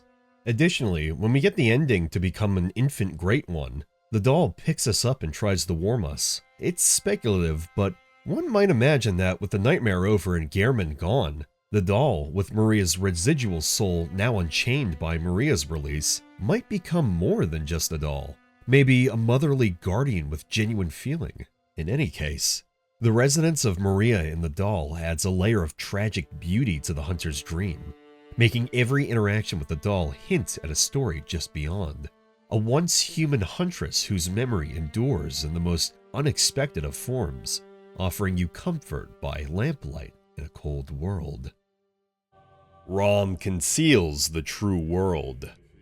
One of the most dramatic turning points in Bloodborne occurs upon slaying Rom, the vacuous spider, in the depths of Byrgenwerth's Moonside Lake. Immediately after Rom's defeat, the very world seems to change in an instant. A blood moon hangs low in the sky. Unseen amygdala reveal themselves clinging to Yharnam's edifices. And the unseen village of Yahar'gul is suddenly teeming with previously hidden horrors. This sudden global transformation is a strong indication that these eldritch elements were always present but simply concealed from human perception until Rom's influence ended. In other words, Rom appears to have acted as a veil masking the true reality of the world. Evidence for Rom's role as a cosmic veil of sorts comes from cryptic notes and item descriptions. In Byrgenwerth, a note explicitly states, "The spider hides all manner of rituals, certain to reveal nothing,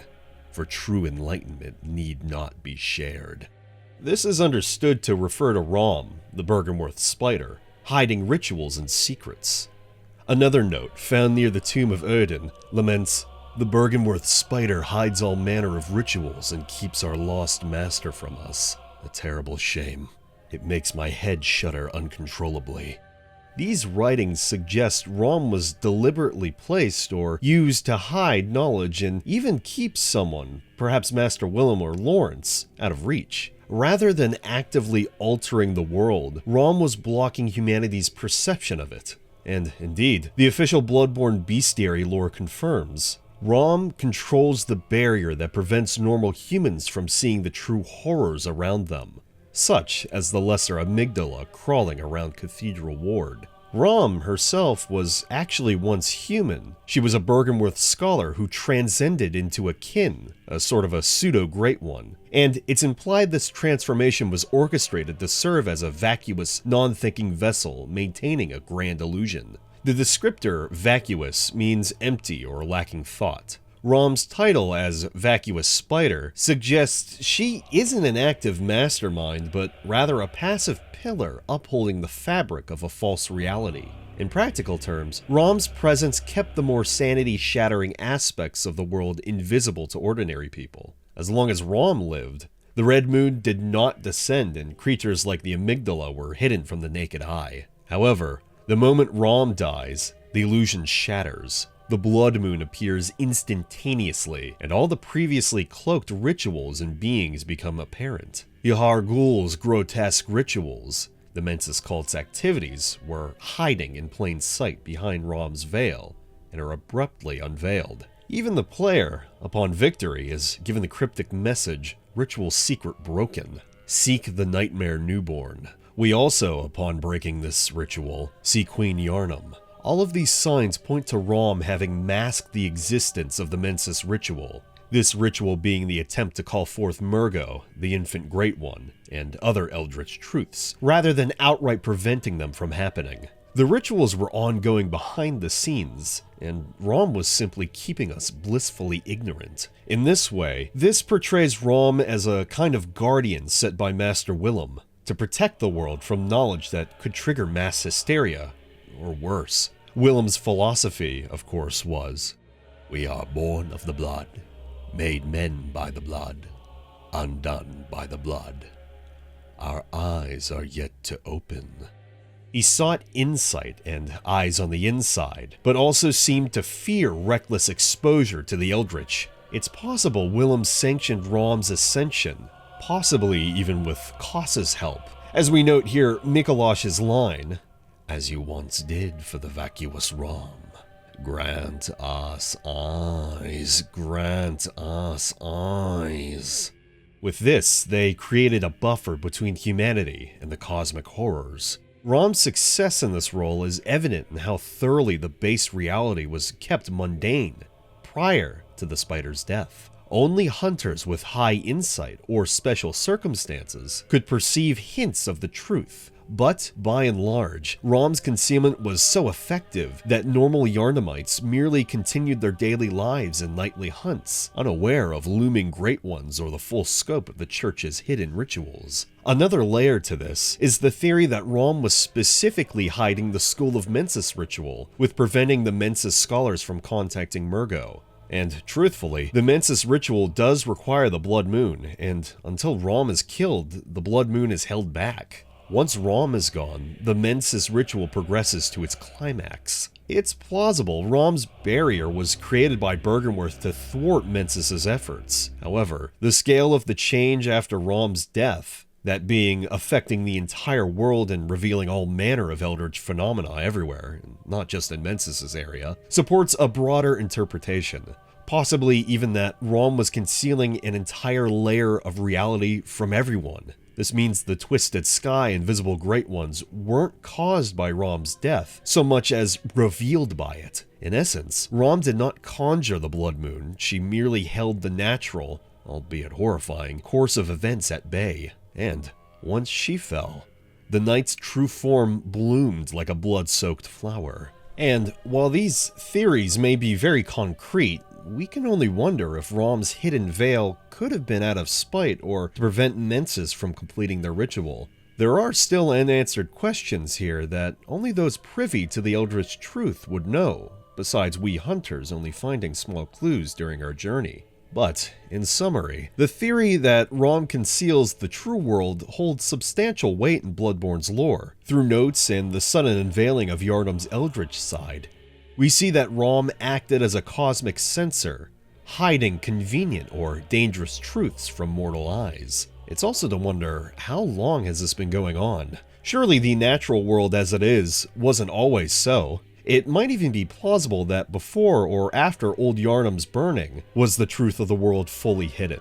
It's also a great question whether this is localized just in Yharnam or this is the state of the entire world now. After all, we only hear about beasts in other lands. Whether those beasts are the same kind of Yharnamite beasts, well, who's to say? But the hunter's journey truly underscores this. What you thought was reality was only a pleasant dream, and with Rom gone, the nightmare spills into view. Rather than actively controlling things, the vacuous spider provided a veil of ignorance, and, as any student of Lovecraftian horror knows, sometimes ignorance truly is bliss. For once that veil is lifted, the sanity of those who gaze beyond is gravely tested, a true horror that none should ever glimpse. The Hunter's Nightmare is a composite realm built from guilt, blood drunkenness, and buried crimes. When we traverse the areas collectively known as the Hunter's Nightmare, we quickly realize that this isn't a single physical location, but a patchwork of distorted memories and places.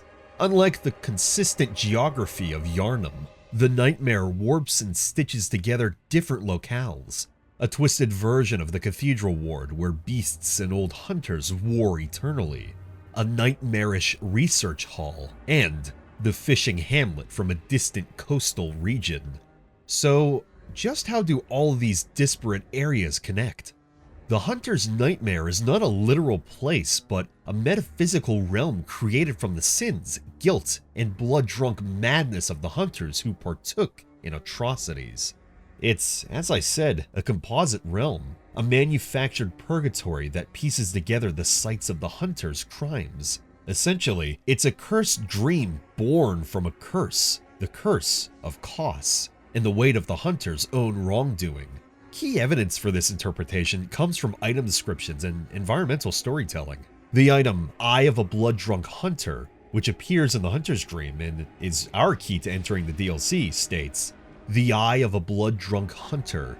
Its pupil is collapsed and turned to mush, indicating the onset of the scourge of beasts. A hunter who goes drunk with blood is said to be taken by the nightmare, destined to wander forever, engaged in an endless hunt. It is a fate that no hunter can escape." This outright explains the origin of the nightmare. Hunters who succumb to bloodlust, either by becoming beasts or losing themselves to the thrill of violence, are dragged into a nightmare and doomed to hunt forever there. This implies the nightmare is a prison for blood-crazed hunters, presumably created by a Great One's power, likely Kos's curse. It's basically hell for hunters. Importantly, it says destined to wander forever, engaged in an endless hunt, so that accounts for why we see endless beasts and why the old hunters have not found rest. When you first arrive in the nightmare, the sky almost looks like something out of a painting. There's a bastardized form of the sun hanging high in the sky, and we immediately see beasts and old hunter apparitions fighting. Corpses of beasts and human hunters litter the rivers of blood. This opening area feels like a distorted battlefield of hunters, which aligns with being a manifestation of their endless, unresolvable bloodlust. It's as if all the hunts of the past are conflated into one eternal confrontation. The old hunter Ludwig we meet later even appears as a gigantic beast, with his lair being lined with corpses. This really shows how many hunters lost themselves to this beastliness. Ludwig's presence, along with his legion of beastly hunters, emphasizes the theme of hunters trapped in their own nightmare of killing and becoming what they kill. As we progress deeper, the nightmare transitions not by normal geography, but by emblematic transitions. For instance, after Ludwig, we ride an elevator and suddenly we're in the research hall, a place that was originally nowhere near Cathedral Ward in reality. Later, as we exit the Astral Clock Tower and step into the fishing hamlet, which is an entirely different region by the sea, these jumps make no physical sense. That's because the nightmare is organized by thematic logic and not by spatial logic. We're essentially moving through chapters of the story of the old hunter's sins. First was their endless violent hunt, then their specific sin at the research hall, and finally the original sin at the fishing hamlet. Each zone is like a layer of guilt and consequence. Although, bit of development fun facts on Bloodborne, the Old Hunters was actually supposed to be split into two separate DLCs. If I recall, I believe it was supposed to be the Hunter's Nightmare, where you start out, then the Research Hall, and then the second DLC would have been the Fishing Hamlet. But in the end, they decided to just combine it all into one, which is why it makes it feel so much more awkward and stitched together, but it still presents itself as really fun that you're going to all these different locations in one singular DLC. You never know where you're gonna end up next. It's quite cool. But the nightmare structure does indeed reflect cause and consequence, the root cause being the curse and the Fishing Hamlet massacre. But we only reach it after wading through the intermediate consequences, the Research Hall being the immediate follow-up to atrocity by the church, and the general nightmare of the hunters. In essence, the nightmare is Cos's curse, forcing the hunters to confront, step by step, the path of their cruelty back to its source. Another clue is the geography of the nightmare's features. For example, in the Nightmare Frontier in the base game, we see a minute mixture of Yharnam and other random bits. In the Hunter's Nightmare, however, the river of blood that flows from the Grand Cathedral down through the nightmare likely symbolizes the blood of all the beasts and hunters that were spilled. An unending torrent of blood that literally flows at the base of the Nightmare Church area. The imagery is far more figurative than anything in the real world, underscoring that this is built from collective memories and guilt. The idea also of a composite realm can be compared to how dreams in Bloodborne generally work. Mikolash's Nightmare of Mensis combined a twisted castle and school and a cosmic loft.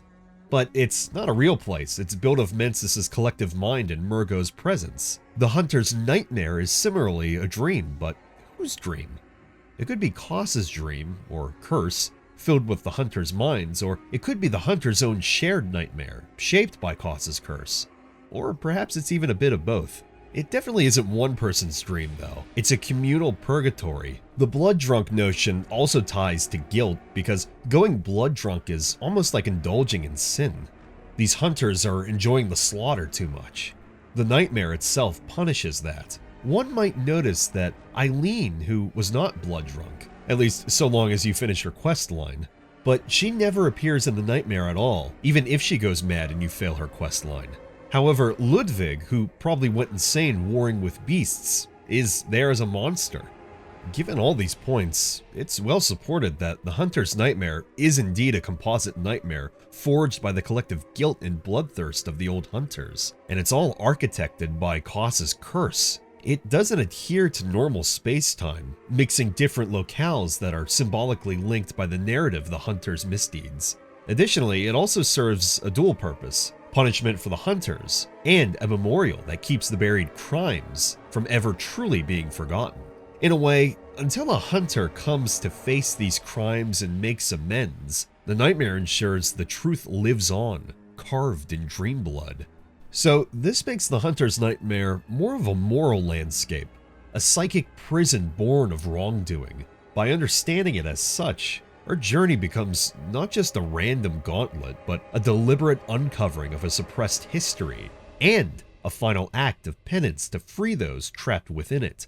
It's definitely one of From Software's most poignant uses of a dream world to actually resolve and reveal core narrative elements. The composite nature sets it apart from, say, Mensis's Nightmare, which mainly is one group's realm. The Hunter's Nightmare belongs to all hunters who share the original sin, making it a shared hell crafted from the collective experiences. And thus, it beautifully encapsulates why we experience what we do in the Old Hunters DLC.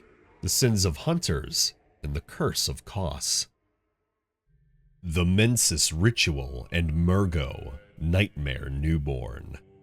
Somewhere within a nightmare, an infant's wail pierces the fabric of reality. In the eerie silence after Rom's defeat, the blood-red moon hangs low, and a baby's crying echoes across the night. This cry belongs to Murgo, the mysterious infant Great One at the heart of the nightmare of Mensis. Stopping Murgo, silencing that harrowing cry, becomes the hunter's urgent task. But Why is this spectral newborn so important, and how did a group of scholars manage to ensnare a great one in the first place? The School of Mensis and their gruesome ritual form one of Bloodborne's most unsettling unsolved mysteries, tying together the themes of forbidden knowledge, childlike great ones, and the Beast Plague's source. The School of Mensis was a secretive branch of the Healing Church, led by Provost Mikolash, obsessed with contacting the Great Ones.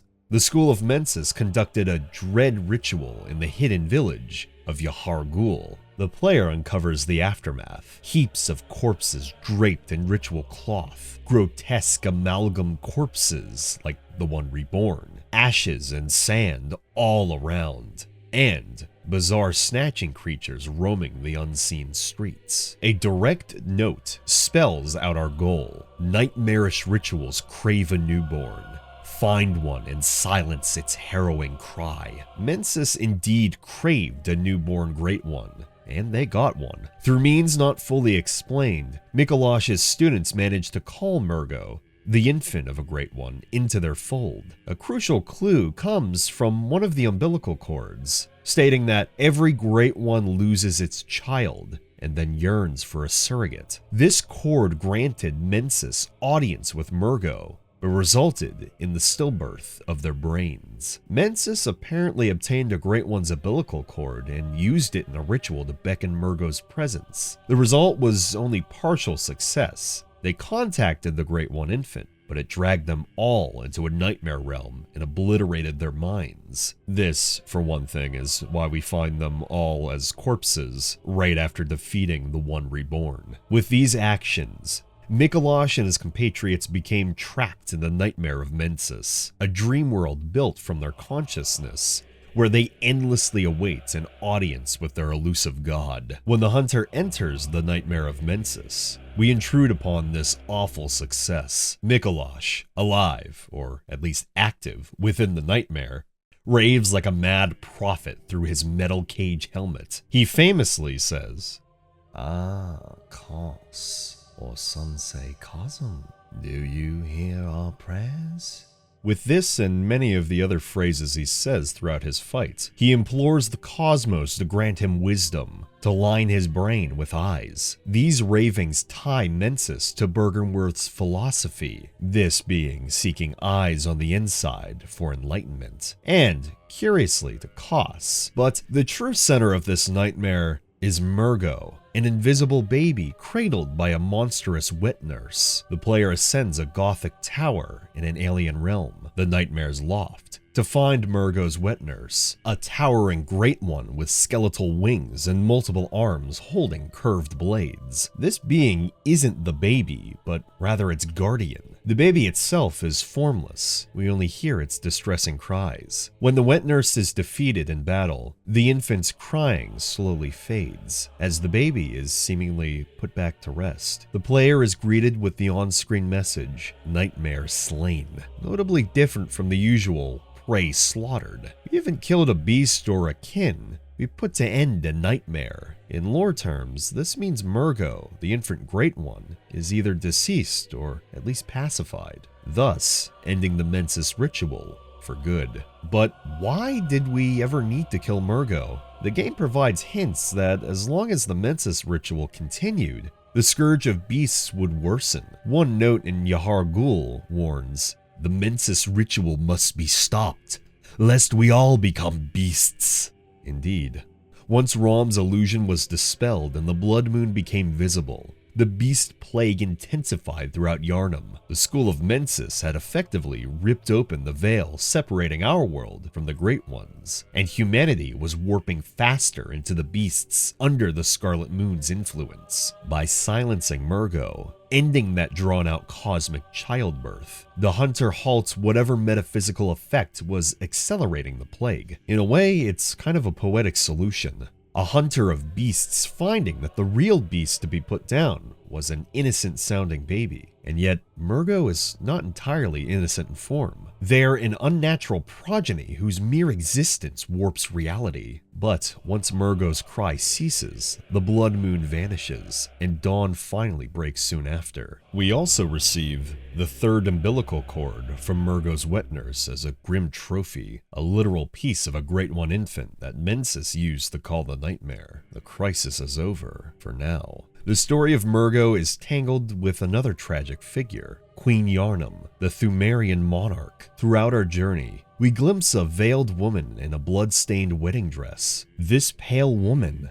is Yharnam, and she appears in the Nightmare of Mensis just before Murgo's defeat. In a haunting scene, Queen Yharnam stands, her head raised and looking at Murgo's loft, or more specifically, the cradle where Murgo is located. In ages past, Yharnam herself bore Murgo as a baby, likely through an eldritch union with the Great One Oedon, an unseen god of the blood. The childbirth, however, ended in tragedy. Murgo was stillborn, or taken, and Yharnam was left in eternal grief. Her weeping form and the blood on her womb testify to this loss. The scholars of Mensis sought to exploit that tragedy, using an umbilical cord to reach the child's dream. They succeeded only entrapping themselves in a nightmare guarded by the insane Murgo's wet nurse. The wet nurse itself is an enigma, a great one that resembles a faceless reaper. Was it drawn into the ritual to care for Murgo's spirit? Or was it a projection of Mensis' own collective madness, given form to protect the object of their devotion? One thing is for certain, it is indeed a great one, but beyond this, we can't know for sure.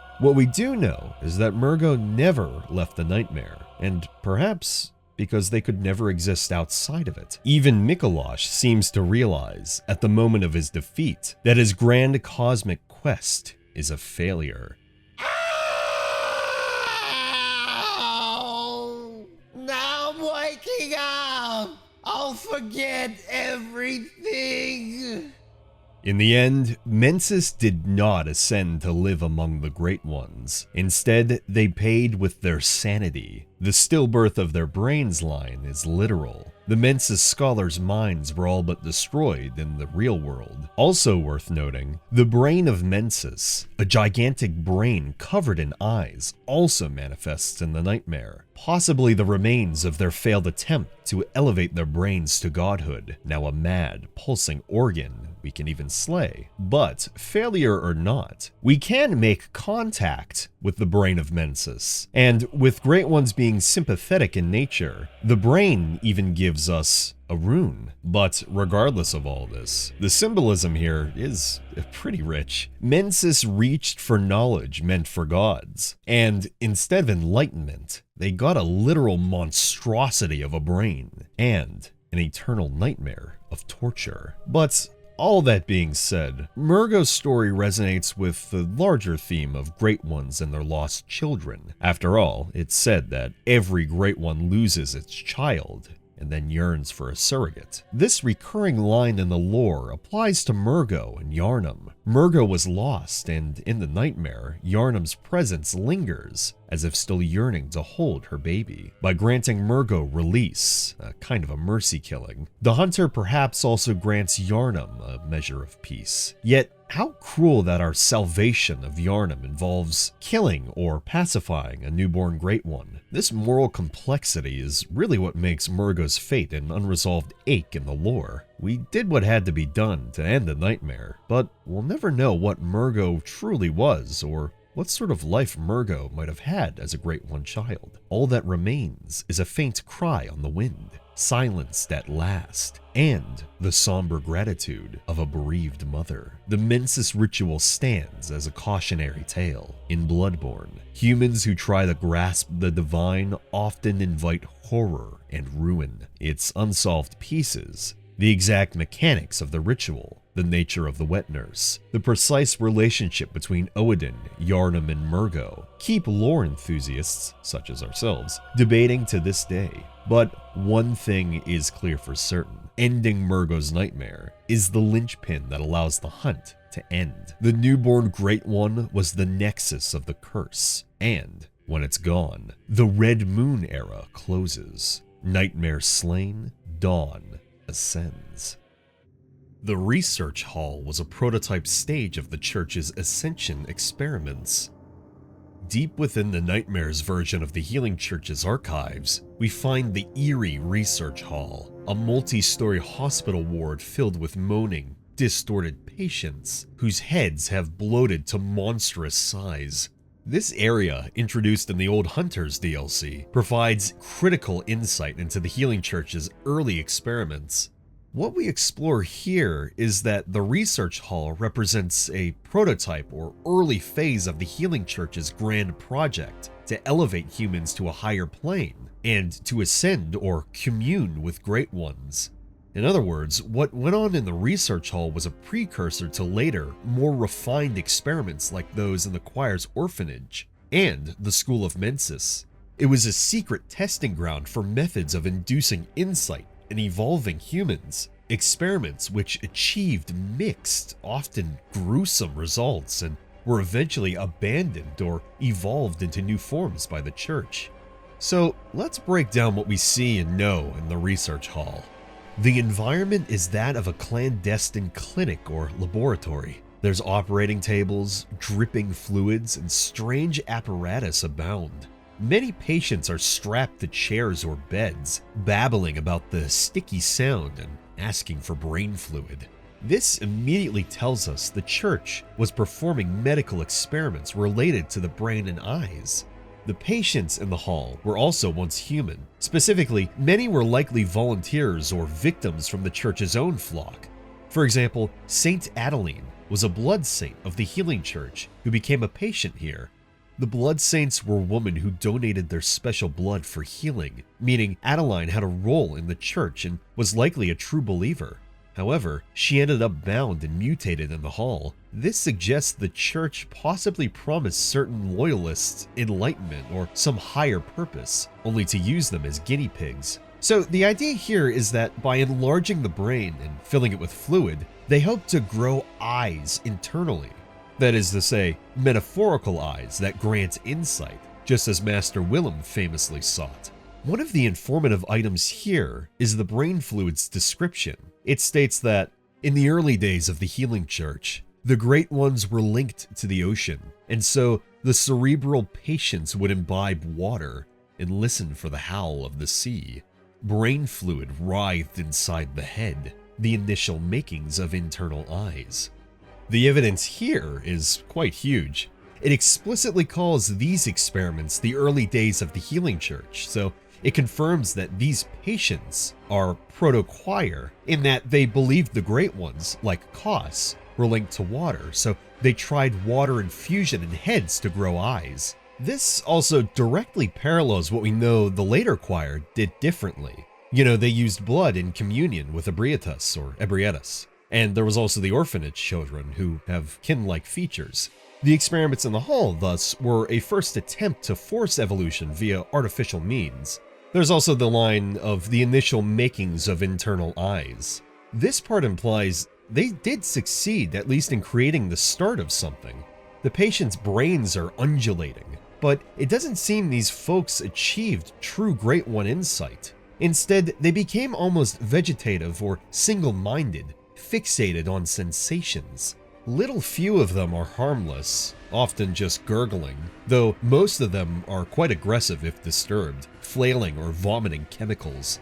Also worth noting is that the research hall has a connection directly to Bergenworth's philosophy, that being, again, that eyes on the inside was Willem's mantra, but instead it's being done by the Healing Church. This suggests that Lawrence's Healing Church didn't entirely abandon the pursuit of insight, even as they used blood healing. Maybe Lawrence initially focused on blood, which led to the Beast Plague, and another sect of the church, what became of the choir, pursued insight experiments concurrently or after the Beasthood became a problem.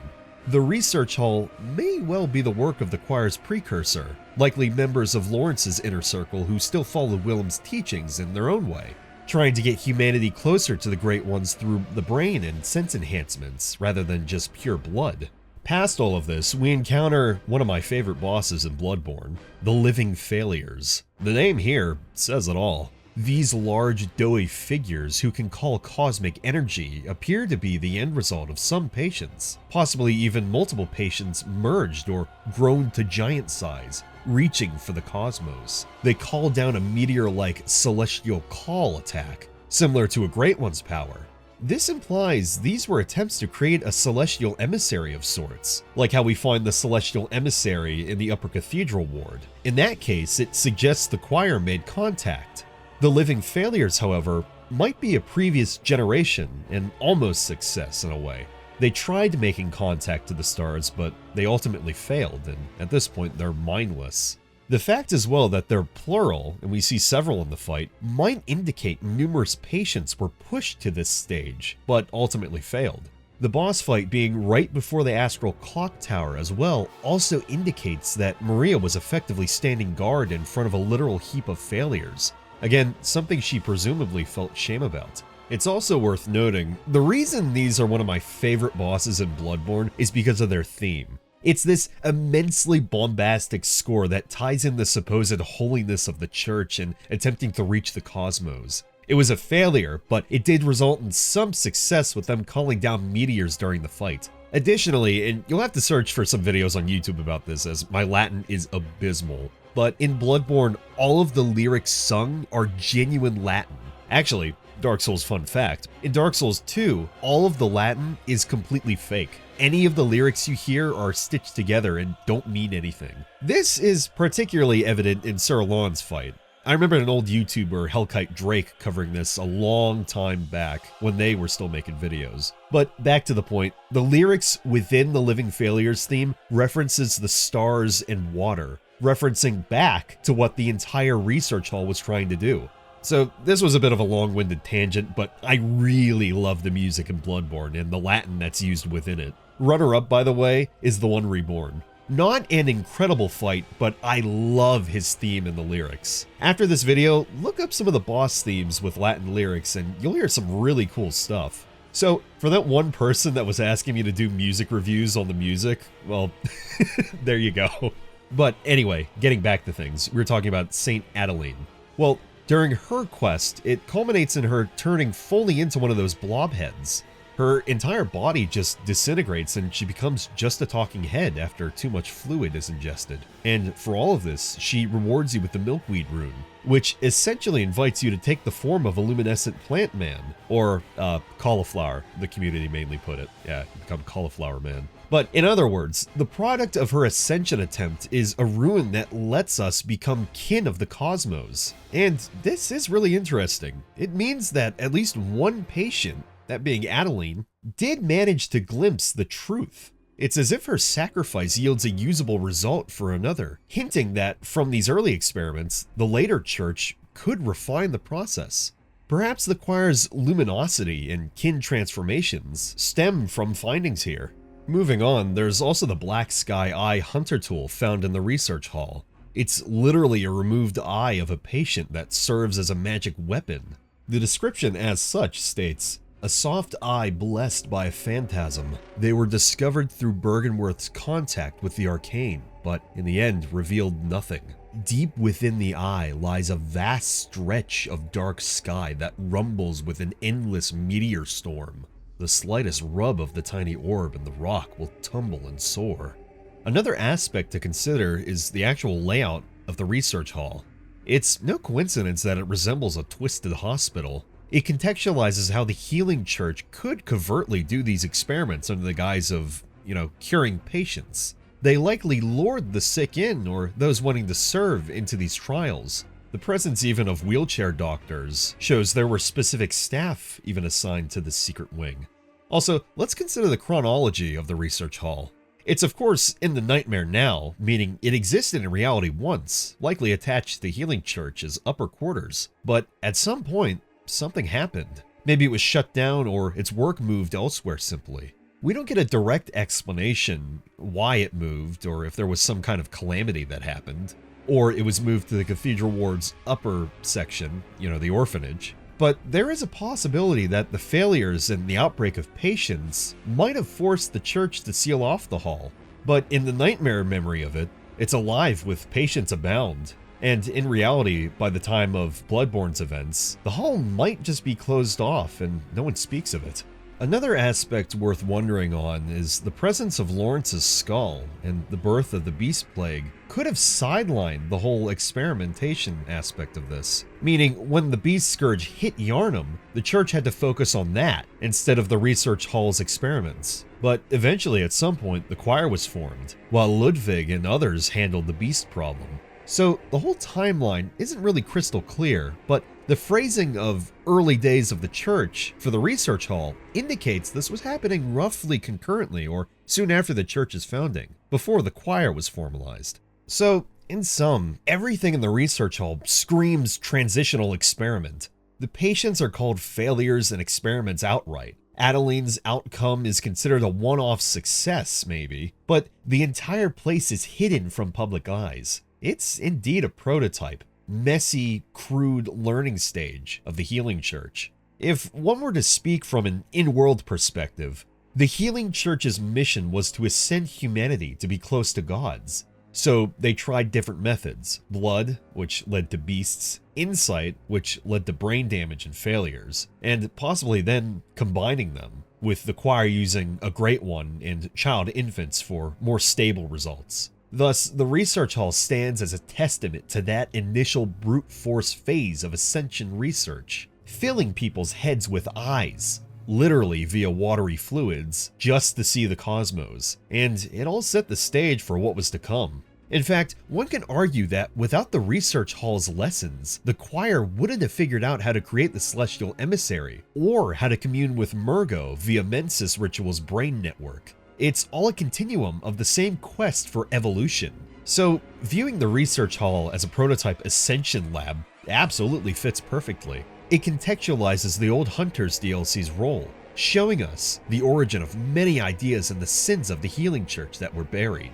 And this stage being hidden away in a nightmare, presumably because of the guilt or horror of it lingered, and maybe even because of Maria's guilt is anchored there, since she oversaw it. So, the research hall is the tragic prologue to the choir and Mensis storylines, the first chapter of humanity's reach for the eldritch, a chapter written in the patient's blood and brains. Listen close, and you shall hear the sound of water. Plip, plop, plip, plop, splish, splash, splish, splash. Martyr Logarius and Cainhurst. What was the true nature of the Vile Blood War? Yharnam's history includes a violent clash between the Healing Church's militants and the descendant aristocracy of Cainhurst Castle. This conflict is often called the Vile Blood War. Martyr Logarius was the leader of the church's executioners, and Queen Annalise is the immortal ruler of the Cainhurst Vile Bloods. The game clearly tells us some parts of this story. Logarius and his executioners were fanatically devoted to exterminating the Cainhurst Vile Bloods, whom they viewed as unholy blood drinkers. The executioners' campaign succeeded in massacring the Cainhurst nobles. When we explore forsaken Cainhurst Castle in-game, we find it eerily empty aside from ghosts and ruined finery. However, Queen Annalise, the Vile Blood Monarch, was never killed. Instead, something far stranger happened. Logarius chose to seal away Annalise on her throne, and he set himself as an eternal watchdog to prevent anyone from reaching her. When we ascend Cainhurst Castle, we fight Martyr Logarius as a boss on top of the roof. His boss title and description frame him as a standing vigil against those who would seek the undying queen.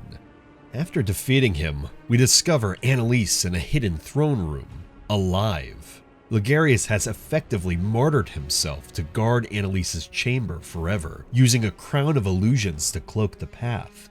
The big question is, of course, why? If Logarius' mission was to wipe out the Vile Blood taint, why didn't he or his executioners simply destroy Annalise? Well, let's break down what we know from lore items and dialogue. The executioners led by Logarius were a faction of the Healing Church, or associated with it, that believed Cainhurst's nobles were vile bloods who had partaken in forbidden blood, likely blood from Cainhurst's own twisted research or even corrupted Great One blood. These vile bloods use this tainted blood to gain immortality and power. They collect blood dregs from hunters as covenant offerings, implying they literally drink blood remnants. The Healing Church, preaching blood purity via its own sanctioned blood ministration, saw Cainhurst as blasphemy. Logarius took it upon himself to lead a crusade. His faction was so fanatical that Logarius became a legend revered by followers like Alfred. So there's no doubt a violent purge happened. Cainhurst fell, its courtiers slain by the executioners, presumably in a bloody invasion. As for Queen Annalise, Annalise is immortal, something that we learn through various means. She's called the Undying Queen and cannot be killed by ordinary means, let alone at all. If we attack her, she laughs off the attempt, saying, "If only our life was so easily forfeit." If we give Alfred an unopened letter for Cainhurst's summons, he'll make his way to the castle and pulverize her himself, and at this point, she's only a lump of flesh. Even then, she's not truly dead. After this, we can pick up remains from her mushy pile, queenly flesh, that is, and their description says that it stays warm and continues to pulsate. We can even resurrect her using the altar of despair behind Ebrietas. So all of this indicates that Logarius might have been unable to truly kill her. Annihilating an immortal vile-blood queen was completely beyond the executioner's power. So the next best thing was to lock her away and prevent any of her followers from reviving or freeing her.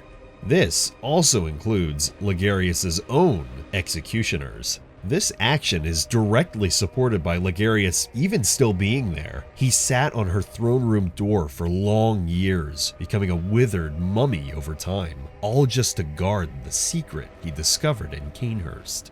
The vile secret Logarius found is another interesting phrase. A snippet from the lore states that at some point he discovered a vile secret within the castle and took it upon himself to guard it from any who would uncover it. So what was this secret? The game never explicitly spells it out, leaving us to speculate, but some possibilities could be that the nature of Annalise's immortality or the source of power that she had could be the culprit. There could have perhaps even been a revelation about the Healing Church itself that's found in Cainhurst, though the latter is less supported by any in-game evidence. So the popular interpretation is that Annalise's undying flesh, the fact that she cannot die, was the secret itself, proof of a heretical path to immortality through corrupt blood. If Logarius had killed her outright, perhaps the executioners feared she'd just regenerate. Or maybe killing her would release something worse. Another angle is political. Maybe the Healing Church or Logarius realized that making Annalise a martyr by publicly executing her could inspire cult followers later.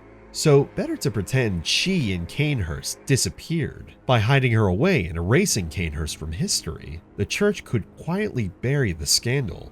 After all, consider that the Cainhurst massacre isn't exactly common knowledge in Yharnam, so the end result of the war is odd no matter what.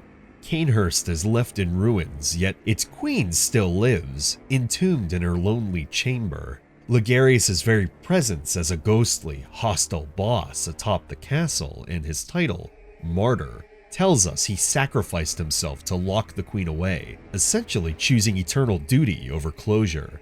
It's notable as well that Annalise is called the Vile Blood Queen and is associated with blood dregs, coagulated blood cocktails from hunters. She's effectively a vampire, so perhaps her immortality comes from a pact or a piece of Great One blood. Cainhurst could have even dabbled in similar research to Bergenworth's, but using forbidden blood as the Vile Blood's origin. If so, it might make her analogous to a minor Great One or other unkillable creature, meaning Logarius had to use arcane means, that being his crown and spells, to bind her instead. One also wonders, were the Vile Bloods truly as evil as the executioners claimed, or was this a case of the church exterminating a rival? Bloodborne often shows the Healing Church as hypocritical. They condemn Kinehurst's blood usage while themselves creating beasts through blood.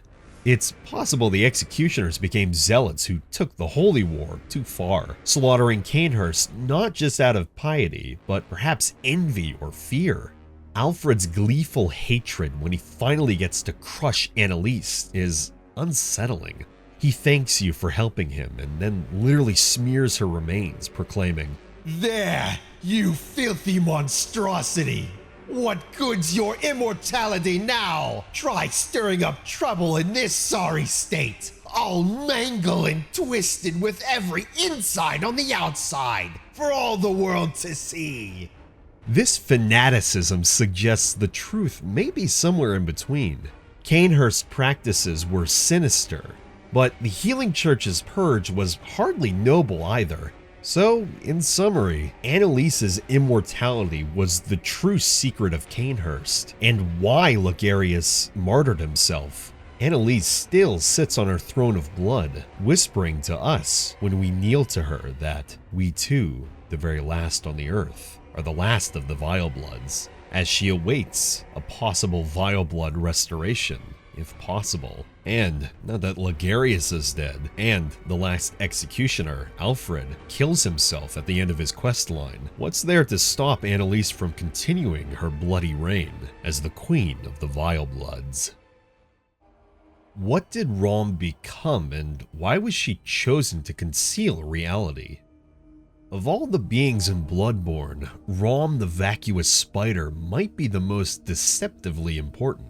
At first glance, Rom appears to be just a giant, strange spider-like creature lurking in the Moonside Lake beneath Byrgenwerth. However, as any player discovers, killing Rom is a watershed moment in Bloodborne. It triggers the Blood Moon's full rise, revealing truths that were hidden up until that point. Clearly, Rom was performing a massive protective illusion, concealing the unseen village of Yahara Ghul and the Blood Moon's effects. Master Willem even wordlessly directs us to go kill Rom by pointing to the lake, indicating that Rom was an intentional part of Byrgenwerth's strategy to keep certain cosmic forces at bay.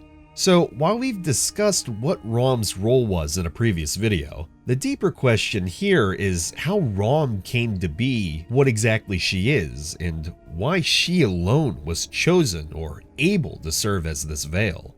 What Bloodborne tells us about Rom's origins is cryptic but key. The Hunter's Nightmare lore and Mikolash's dialogue in particular provide big clues. Mikolash, the host of the nightmare, in his ramblings gives us a line. And more importantly, another chance for me to voice act one of my favorite lines in Bloodborne again. Ah, Cos, or some say Cosm. Do you hear our prayers, as you once did for the vacuous Rom? Grant us eyes, grant us eyes. Oh! Ooh! This all implies that Rom once had been granted eyes, insight, by Kos. It also heavily suggests that Rom was once human, or at least not a full Great One, likely a scholar of Byrgenwerth who metamorphosed into a kin or Great One. Indeed, the Byrgenwerth lecture notes found in-game say things like, "The spider hides all manner of rituals, certain to reveal nothing, for true enlightenment need not be shared," and mention of our lost master being kept away from us by the Byrgenwerth spider. Everything points to Rom being a Byrgenwerth scholar, possibly a student of Willem. Maybe someone like Rom could even be a nickname. Rom could have ascended or was transmuted into a vacuous Great One. The term vacuous, keep in mind, means empty-headed or devoid of thoughts, implying that, in ascension, Rom surrendered or lost her human intellect, becoming a sort of idiot savant Great One. This is pretty consistent with her role. She isn't plotting or speaking, she's basically maintaining a spell and reacting only when provoked. By piecing lore together, a likely scenario emerges, though it's never confirmed in a single explicit statement. But Master Willem, who believed in elevating the mind via insight, eyes on the inside, discovered how to create or call forth a higher being by using a human as a base, and Rom was the result of that experiment or ritual. One of the third umbilical cords we find, the one in Yosefka's clinic, even states Provost Willem sought the cord in order to elevate his being and thoughts, the only choice he knew if man were to ever match their greatness. This suggests Willem got hold of a Great One's umbilical cord at some point and tried to use it, presumably on a subject or himself. It's strongly hinted that Rom's transformation was the successful outcome of Byrgenwerth's pursuits. A human transcended to a kin of the cosmos, gaining eyes on the inside, but losing her former self, hence vacuous. The 1/3 cord from Murgo's wet nurse also has a line. Every Great One loses its child and then yearns for a surrogate. This cord granted Mensis audience with Murgo, but resulted in the stillbirth of their brains. Likewise, maybe Willem's use of a cord with Rom or on Rom granted him audience with a Great One, and Rom ascended, but at the cost of her clarity, a stillbirth of her brain, in a sense. The other unanswered part here is, why was Rom chosen to conceal reality? And this can be looked at two ways. Why Rom specifically, and why conceal reality at all? The second is easier. Clearly, Byrgenwerth and likely Willem realized that uncovering too much eldritch truth, like the Mensis ritual and the Red Moon, would bring disaster upon humanity. Willem famously said, "We are born of the blood, made men by the blood, undone by the blood," rejecting Lawrence's blood path. Instead, he pursued insight. When Lawrence and others left to found the Healing Church and later Mensis tried their own communion, Willem might have acted to protect the world from their folly. Rom became the veil or buffer blocking the Mensis ritual's full effect. As long as Rom lives, the unseen village is shrouded. The kidnappings happen, but the monstrous ritual, the one reborn in Murgo's descent, is held back. Only after Rom is slain do we see Yahar Ghul's streets filled with amygdala and the Red Moon hanging huge and low. So it stands to reason that Willem had Rom hide those rituals. Essentially, Rom was protecting the world, or at least postponing the inevitable, on Willem's orders or design. This is corroborated by the fact that Willem is staring at the lake where Rom resides, doing nothing but guarding her secret. That is, until we show up. But why Rom specifically is the other question. Perhaps she was the only one, or first, successful ascension. She might have volunteered, being a devoted student who offered herself to become a Great One, like being for the sake of knowledge. Or maybe Willem carefully picked someone pure or uniquely suited. The game never identifies Rom's human identity. Regardless, Rom ended up with tremendous cosmic power, enough to influence human perception on a citywide scale, and maybe even beyond. Yet, she apparently still lacked will or an agenda of her own, making her ideal as a custodian rather than a schemer. Another theory is that Rom's vacuous state was intentional. To seal away the horror, perhaps one must abandon human intellect, because with a human mind, it could have caused frenzy and caused Rom to go insane. Thus, Rom's unanswered mystery is a combination of metaphysical and narrative questions. She's definitely proof humans can ascend, besides our own ascension in the secretive ending of Bloodborne. But what exactly was the method to her ascension? And of course, she also performs a very unique duty. So just how did Willem imbue her with that duty, or was it Koss?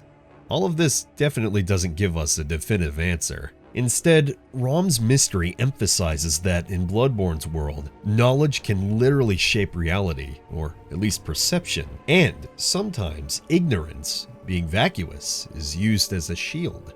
Once Rom is gone, all hell breaks loose, suggesting perhaps that the truth of the cosmos is inherently maddening and destructive, which is why Willem hid it. At the end of all this, we're left asking, was it right to kill Rom? Was there another way? The game doesn't moralize, but it does portray that act as breaking a seal. The consequences drive the rest of the story. But at the end of the day, or night, it's yet another one of Bloodborne's multifaceted mysteries that we'll never have a clear picture of. Queen Yharnam and the Yharnam Stone. What is her true state of existence? One of Bloodborne's most haunting figures is Queen Yharnam, the ancient Pthumerian monarch. She's a character who straddles the line between life and death in a way that's never fully explained. The game clearly establishes that Queen Yharnam is bound to the tragedy of her infant Great One, Murgo, and that she persists in some form even after death. Throughout our journey, we encounter her in multiple contexts, as a bleeding spectral woman in the main game, notably appearing after Rom's defeat and again outside Murgo's boss arena, and as a physical boss deep in the Chalice dungeons. These appearances make it clear she isn't just an ordinary dead character. Something unusual sustains her presence. After defeating Yharnam in the Chalice dungeon, specifically in Thumeru Ihil, she drops the Yharnam Stone, an item whose description is very revealing. The queen lies dead, but her horrific consciousness is only asleep and stirs in unsettling motions. In other words, her body is dead, but her mind or spirit is slumbering, not gone. This line explicitly establishes a split between Yharnam's body and her horrific consciousness, implying that her death wasn't an absolute end of her being. The item itself looks like a bloody, hardened placenta containing a fetus, a gruesome token that likely relates to her child, Murgo. Indeed, the Yharnam Stone may literally be the petrified blood and remains of the Great One infant Murgo, or her womb, symbolizing the unresolved connection between the queen and her unborn child. The lore even calls it a sacred heirloom left by Yharnam, almost a relic of her motherhood. So, what state is Yharnam actually in then? The game stops short of defining it in straightforward terms, leaving it a real mystery. We know Murgo was a Great One baby, likely the child of Yharnam and the formless Great One, Oedon, and that Murgo's birth failed in some way. The umbilical cord, after all, says it resulted in the stillbirth of their brains, for Mensis anyway. This traumatic event seems to have bound Yharnam's spirit to her lost child. Yharnam's ghostly form appears during the blood moon, crying tears of blood and silently watching over the nightmare where Murgo resides. Notably, when the player defeats Murgo's wet nurse and silences Murgo's cries, Queen Yharnam's apparition bows to the hunter in gratitude or acknowledgement. This strongly suggests her lingering spirit found some peace at least when her baby's nightmare ended. Yet she didn't simply vanish even then, implying her consciousness still endures in some dormant form, as the Yharnam Stone phrase, "only asleep," indicates. Bloodborne's cosmology blurs the line between dream and reality, and Queen Yharnam exemplifies this. Is she a ghost, a dream echo, or something else? Well, the possibilities here include a spiritual echo bound to the nightmare realm, given that we see her in the nightmare of Mensis, a projection of consciousness through the dreamlands, perhaps akin to how Gehrman and others exist in dreams, or she's an undead being whose death was incomplete because of her Great One blood. The Pthumerians were said to be superhuman beings who served Great Ones, and Yharnam in particular was revered as a queen and mother of a Great One. So it's possible that giving birth, or attempting to at least, to a Great One conferred a kind of eternal consciousness on her,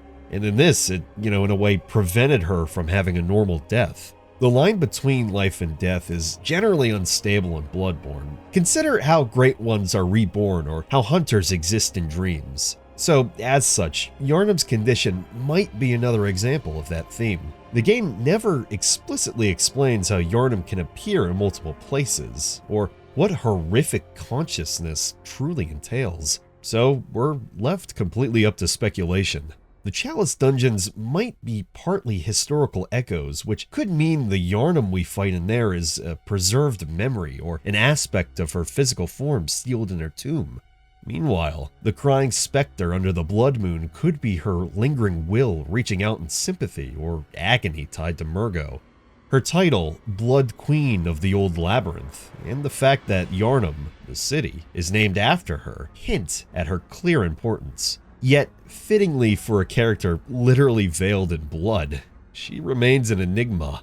The Yharnam stone's ominous warning that her mind stirs in unsettling motions suggests that, in lore terms, Yharnam might one day reawaken in some form. In a world of moon presences and rebirth, that could mean her consciousness roams the eldritch dreams, not completely at rest.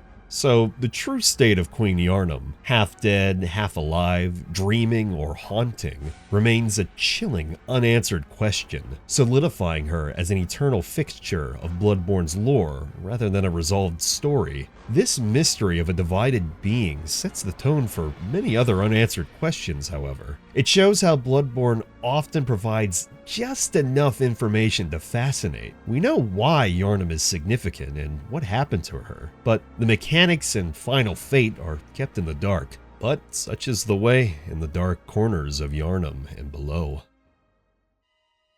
Lady Maria guards the secret out of guilt.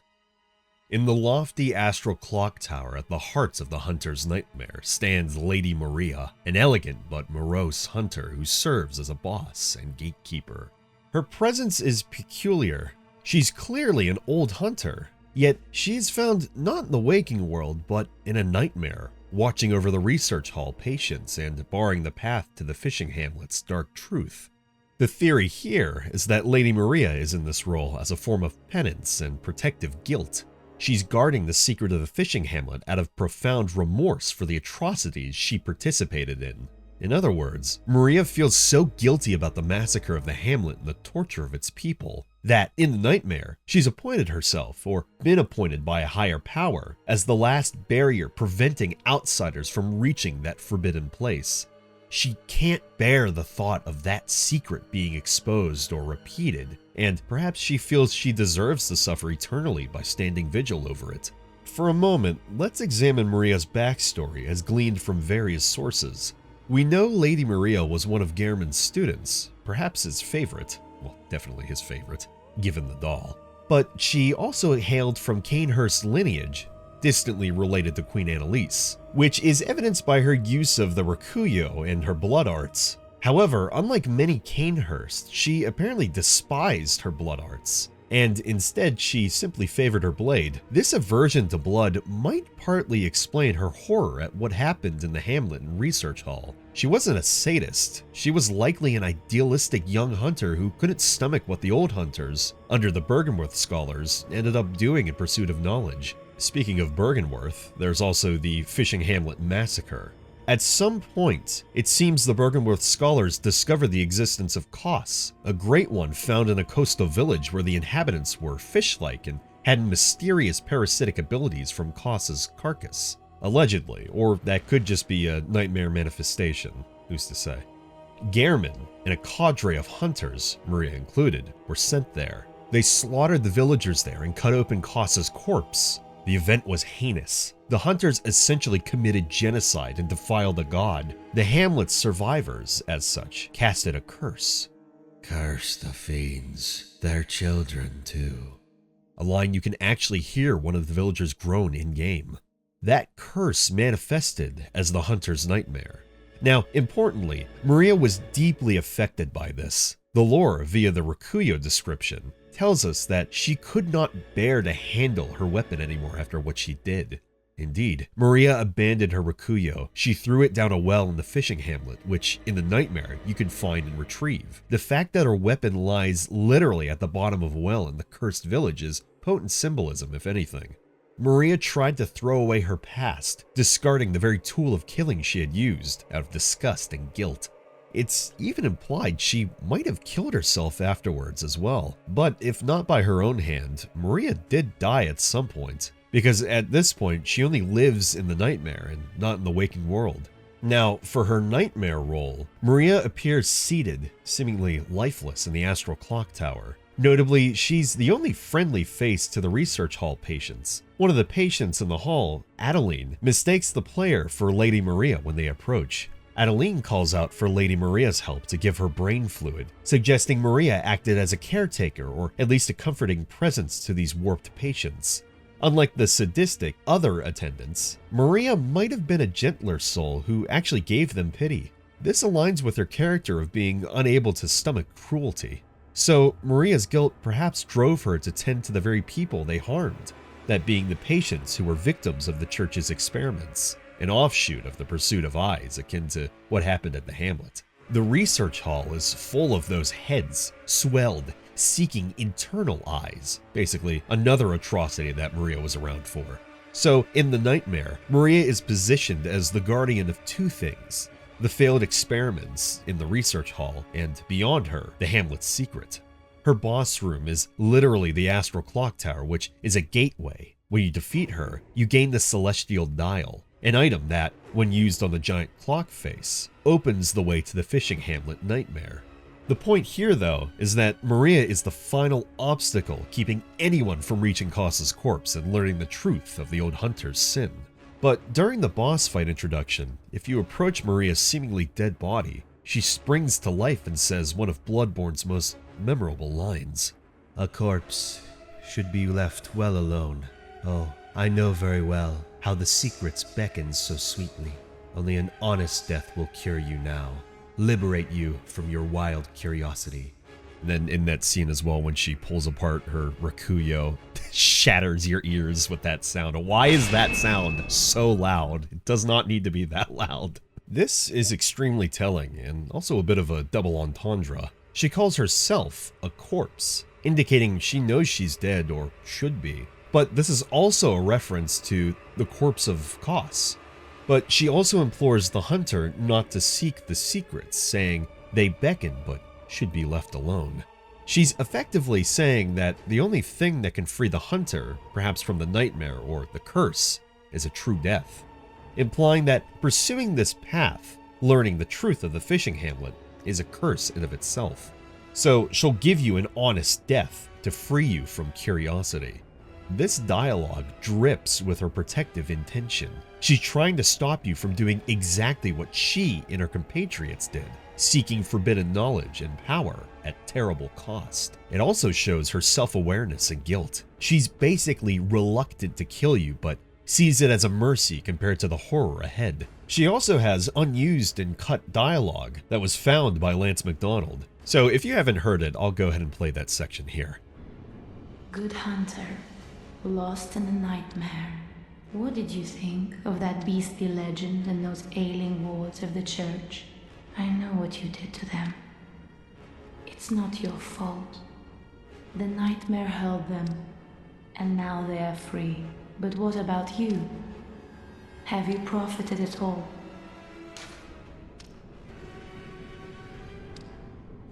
Oh, really? Well, that's a relief. Now you can leave this nightmare. Have respect for the beast hunter Gehrman's wishes. Besides, you will not find your enemies here.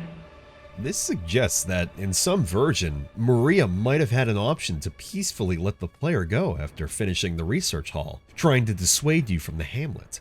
It further underscores her desire to hide the ugly truth and end the nightmare without the secret being dredged up.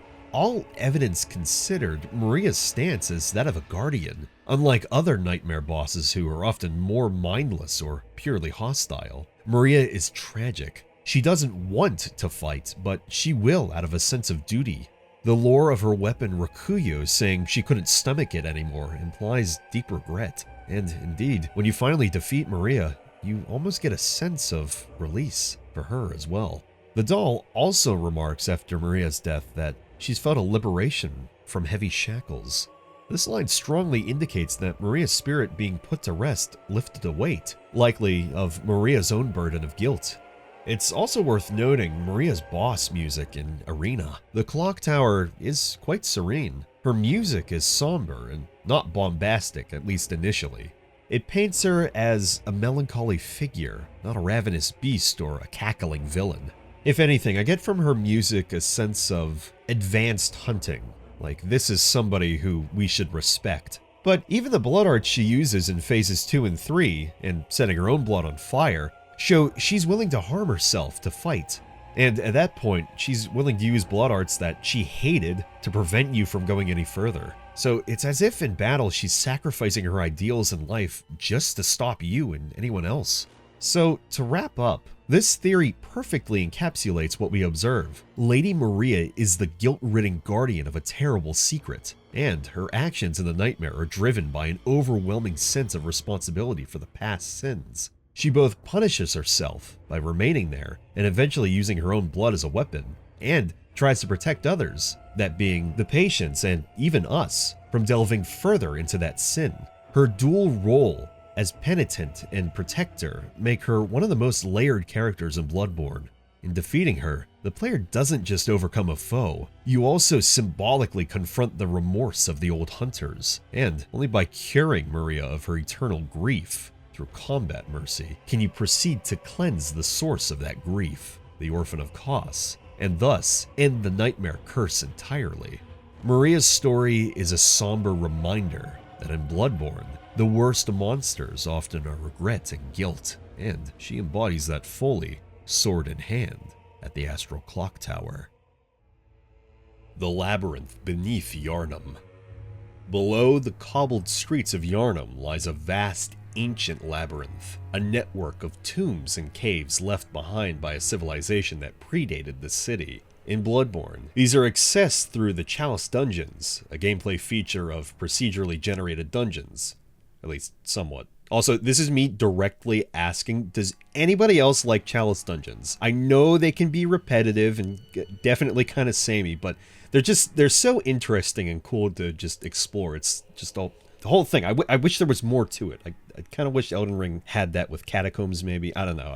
I like it. It's cool. But anyway, lore-wise, the Chalice Dungeons represent the Pthumerian Labyrinth, an underground world that is very much real and deeply tied to Bloodborne's story. The theory here is that this labyrinth beneath Yharnam truly exists and influenced the events above, rather than being a mere game abstraction. The Pthumerian civilization's remnants, including their queen, their guardians, and the great ones they communed with, bleed into Yharnam's reality in meaningful ways. This is also all to say that some people think that the labyrinths are completely separate and are some form of a dream, but we actually have direct references confirming the existence of an old underground labyrinth. For instance, the description of the Thumeru Chalice, obtained after defeating the blood-starved beast, says, "Use in a ritual at the tomb altar in the hunter's dream.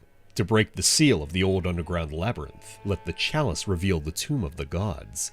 Let blood be the hunter's nourishment."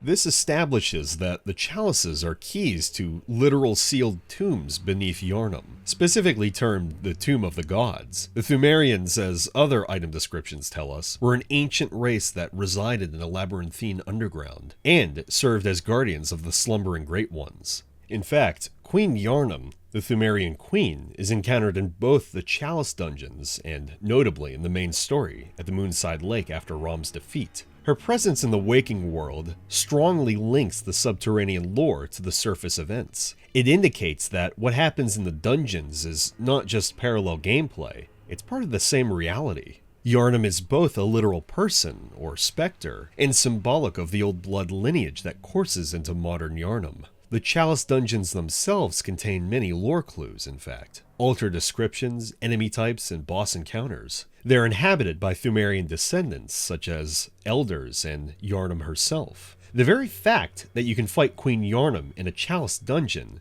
as she wails and bleeds from the womb during the fight, ties directly to Murgo's story. When you later see her above ground, it mirrors the Chalice encounter. This implies a continuity. The queen we fight in the depths and the apparition we see at Byrgenwerth are the same being, or connected aspects of one reality.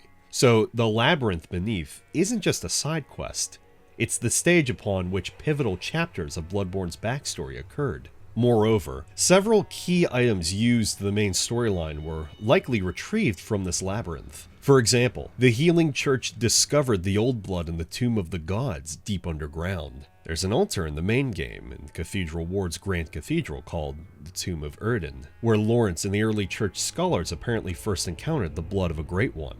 Lawrence's skull in the Grand Cathedral and the cutscene with Master Willem hints that Byrgenwerth scholars went into a tomb and found something, presumably in the labyrinth, that started the whole blood healing affair. And, indeed, the hunter's dream altar calls the chalice ritual a means to partake in communion and reveal the tomb of the gods, using blood as the medium. The word communion is telling, as it's the name of a carol rune as well, associated with blood.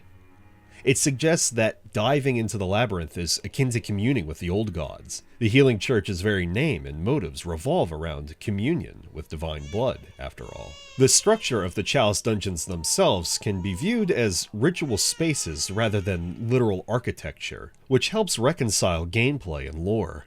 The idea is that each chalice you perform creates an instance of the labyrinth, configured through ritual materials. This is why the layouts can repeat or randomize. The hunters are creating an illusory or dream version of the physical place, possibly. In lore terms, you might say that the hunter experiences them through a distorted reconstruction rather than direct physical traversal. Nonetheless, those chalice rituals wouldn't work at all if there wasn't an underlying reality to tap into. The Hintertomb Chalice's description itself says, "Hintertombs are the peripheral catacombs of the old underground labyrinth. To this day, the Watchers continue to expand the Hintertombs, unceremonious catacombs filled with graves and death." This line here is really fascinating. "To this day" implies that even in the present, in some form, Guardians are still digging and maintaining those tunnels. That perpetuates the sense that the labyrinth isn't just a fossil, it's active,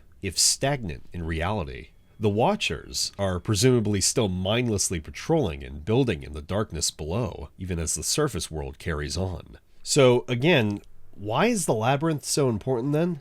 Well, because it reveals Yharnam is literally built upon the bones of a Great One worshipping civilization. The Pthumerians had a special blood, perhaps the Old Blood, and perhaps this blood came from them or dealings with the Great Ones. Queen Yharnam's blood was so potent that Murgo was able to be conceived. The Chalice of Thumeru itself is said to have been uncovered in Old Yharnam and used in the early church rites. Thus, Lawrence and his healing church directly leveraged the Pthumerian chalice to access the labyrinth and probably find Ebrietas, or at least vials of Great One blood. The choir later found Ebrietas in the Eyes Chalice depth, or possibly pronounced is, I'm not sure. But this piece of the puzzle indicates that the Healing Church's rise was predicated on pluming the depths of these chalice tombs and harvesting the wisdom and blood of the Pthumerians and their gods. Even for the player's journey, the labyrinth casts its shadow. We fight the blood-starved beast in Old Yharnam, which grants the Thumeru chalice, perhaps suggesting that beast was somehow connected to the old labyrinth. It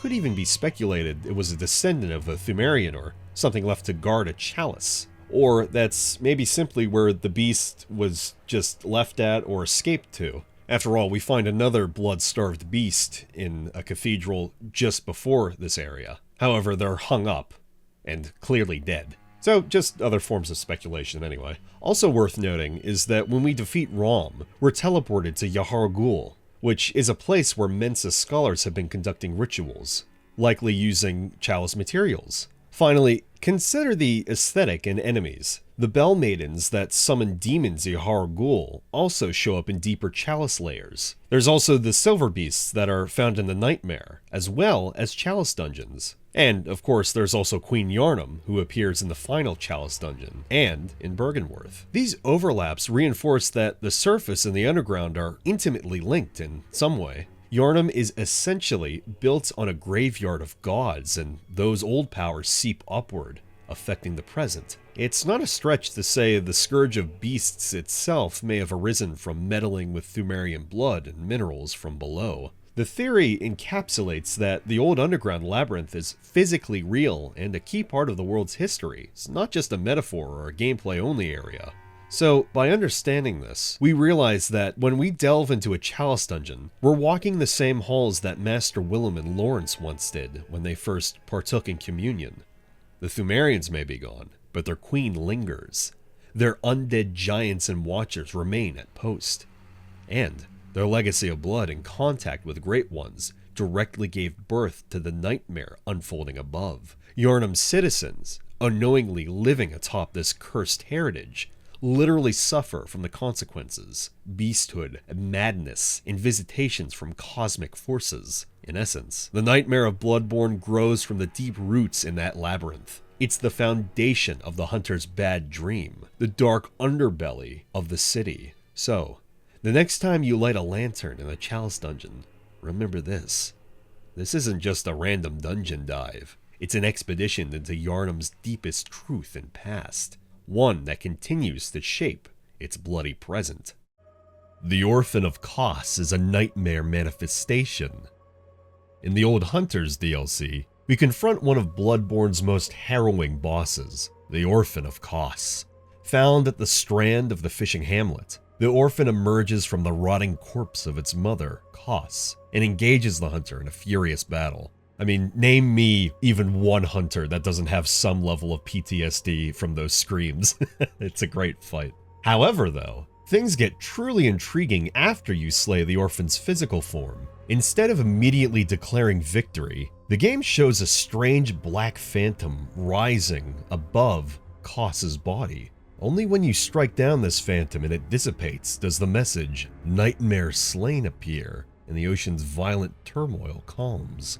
This sequence strongly supports the theory that the Orphan of Kos is not simply a flesh and blood child, but rather a manifestation of a lingering nightmare or curse tied to Kos and the atrocities committed in the fishing hamlet. It's the embodiment of Kos's anger and the villagers' torment, a being that exists more in the metaphysical nightmare than in the waking world. But for a moment, let's unpack the scenario here. The fishing hamlet itself is explicitly stated to be a place within a nightmare, the hunter's nightmare, that is. We enter the hamlet via the astral clock tower, going from the Nightmare Church Research Hall to a nightmare version of the hamlet. The hamlet in the nightmare preserves the memory of a real event. Long ago, Bergenworth hunters, led by Gehrman and Maria, raided this seaside village, slaughtering its inhabitants and desecrating the washed-up corpse of Kos, a great one that was revered by the villagers. The villagers, with their dying breaths, cursed the hunters, invoking Kos's wrath. The Orphan of Kos that we encounter appears to be the product of that curse.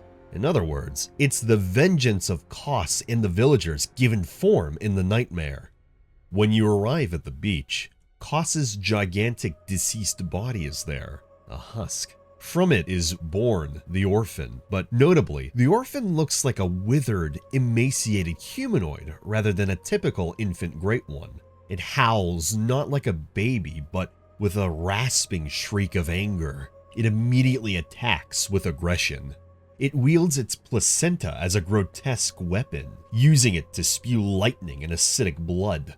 All these behaviors suggest an embodiment of rage and pain rather than an innocent child. I mean, how many hunters has that motherfucker put in the ground, to be fair? But the orphan's appearance is also peculiar.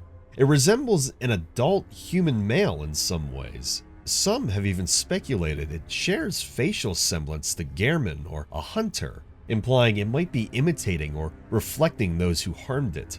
Consider the possibility for a second the way it uses its placenta weapon. It goes from those close-up attacks to lobbing the entire placenta and cord at you.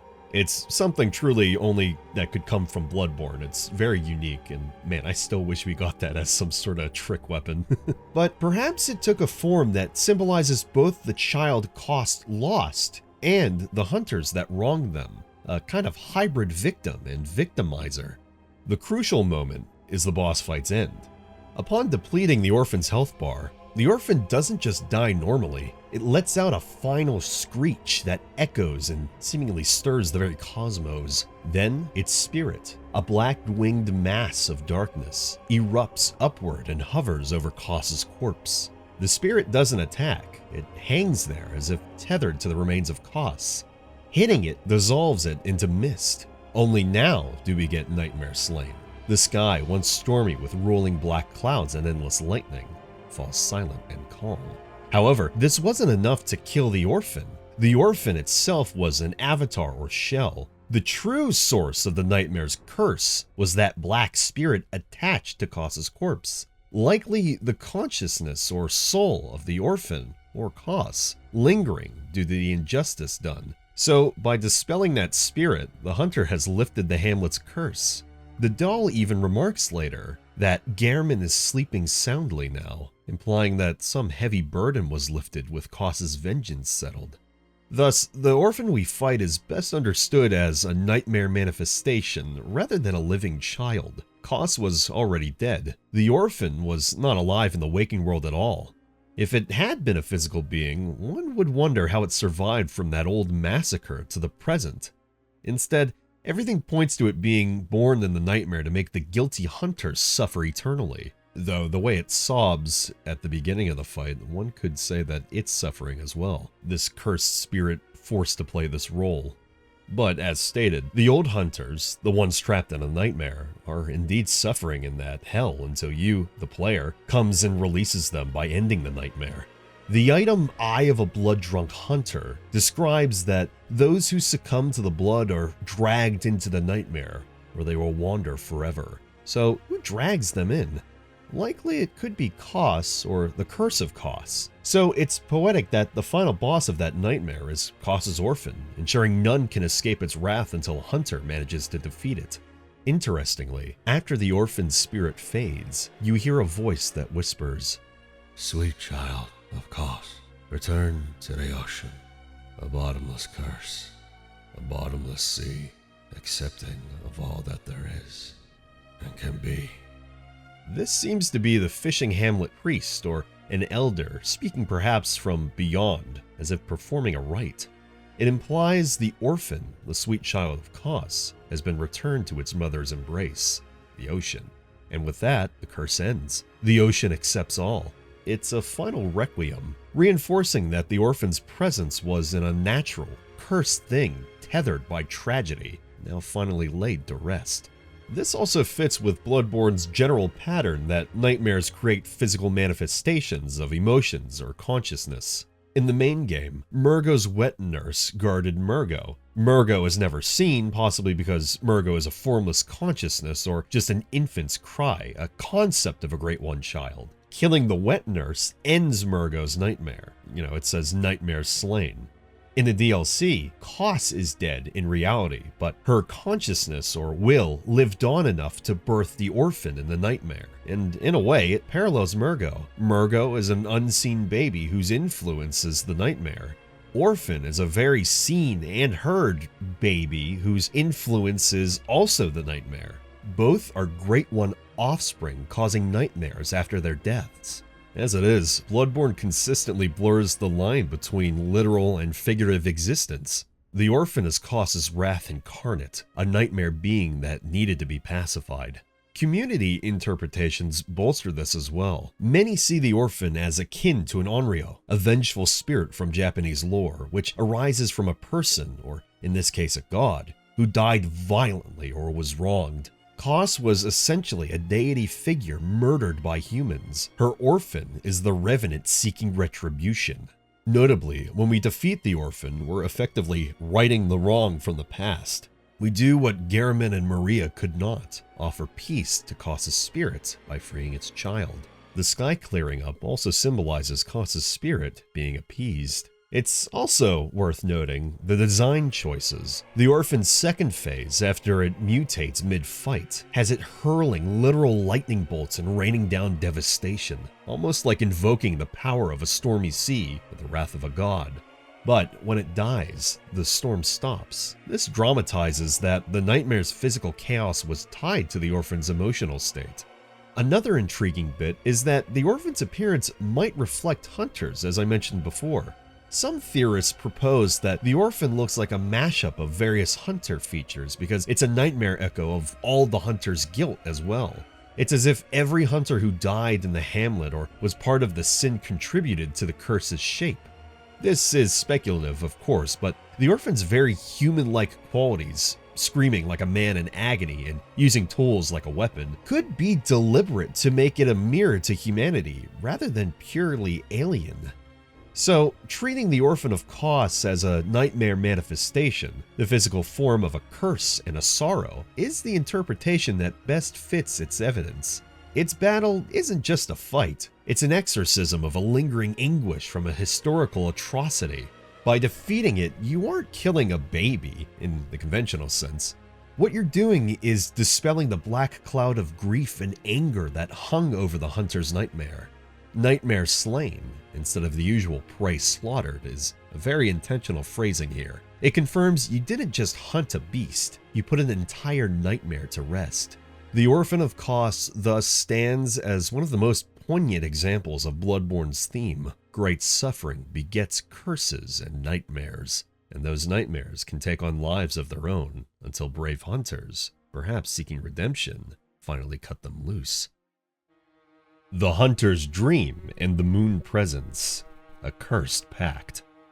In a lonely workshop lit by moonlight, a one-legged old hunter offers you mercy. The hunter Gehrman offers to free you from the hunter's dream, a mystical refuge and workshop that serves as the player's safe haven. The dream feels like a sanctuary, yet it is also a gilded cage. As the game progresses, we learn that this idyllic cottage and its moonlit garden are in fact a creation of a great one, the being known as the Moon Presence, or as the doll calls in secret, Flora. The dream holds profound unsolved mysteries. Who created it and why? How did Gehrman, the first hunter, become bound here as a surrogate host? And of course, what does the Moon Presence actually want? These questions lie at the heart of Bloodborne's lore, entwined with the very origin of the hunt. As mentioned previously, according to a note found in the lecture building, Lawrence, the first vicar of the Healing Church, and his colleagues beckoned the Moon Presence for unknown reasons. This clandestine ritual is further illuminated by relics known as the Third Umbilical Cords. One cord found in the old workshop outright states, "The third umbilical cord precipitated the encounter with the pale moon, which beckoned the hunters and conceived the hunter's dream."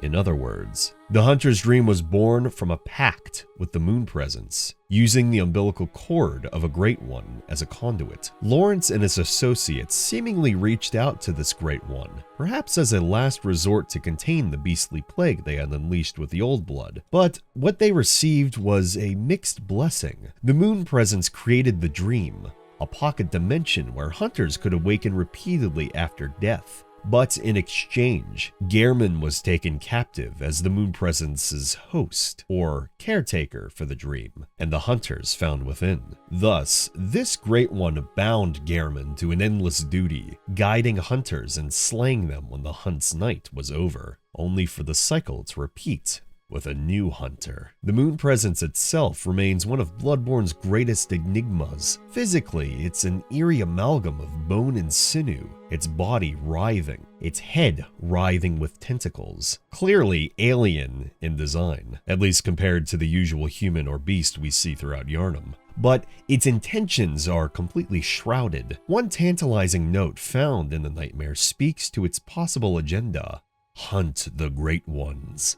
This suggests that the Moon Presence perhaps sought to use hunters as instruments to kill other Great Ones. As we see throughout our journey, we systematically slaughter a host of cosmic entities, with such being Ebrietas, Rom, Murgo's wet nurse, and so on. But could it be that the Moon Presence, as a Great One, had rivals or errors in the natural order that it wanted eliminated? We know that Gehrman's role, and by extension the players', was to halt the source of the spreading scourge of beasts, lest the night carry on forever. The scourge is tied to Great Ones and their corrupting influence. By empowering hunters through the dream, the Moon Presence ensured these beasts and failed Great Ones would be cut down. In this interpretation, the Moon Presence might be seen as a dark guardian, manipulating mortals to do its cleaning work. Some even speculate that the Moon Presence is antagonistic to certain other Great Ones like Oedon, given obscure hints. The official art book notes parallels between the Moon Presence and Oedon. However, the true motive of the Moon Presence is left to our imagination. Is it benevolence, containing the plague, or selfish predation, using humans to remove competitors? This is uncertain. However, what is clear is that the hunter's dream is as much a trap as it is a refuge.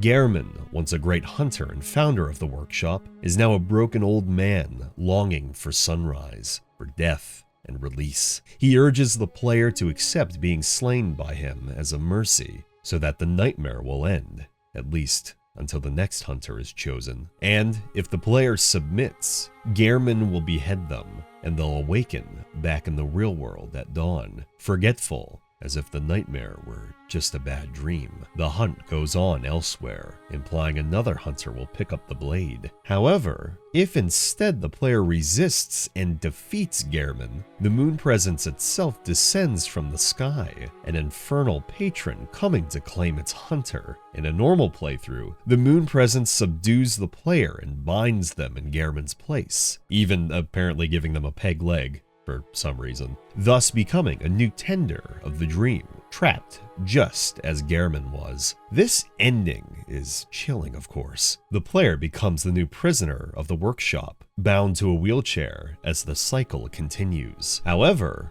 Bloodborne offers one step beyond, transcending the hunt. By consuming 3 pieces of umbilical cord, relics of Great One births, the player gains insight enough to resist the moon presence's control. In the final battle, the hunter can slay the moon presence. This is a momentous feat, a mere human augmented by insight and occult blood, and the dying wills of the people of Yharnam, overthrows the Great One that had loomed over Yharnam's nights. In doing so, the hunter breaks the cycle of the dream and becomes something new. The game's final image is the hunter, now an infant Great One. Our new slug-like appearance is cradled lovingly by the doll. Yet, all of this raises as many questions as it answers. Has the moon presence been truly defeated, or have we merely taken its place in the metaphysical hierarchy? And what kind of Great One will the hunter become? I suppose in this case it's probably open-ended. The greatest RPG trope of all, the player gets to decide how they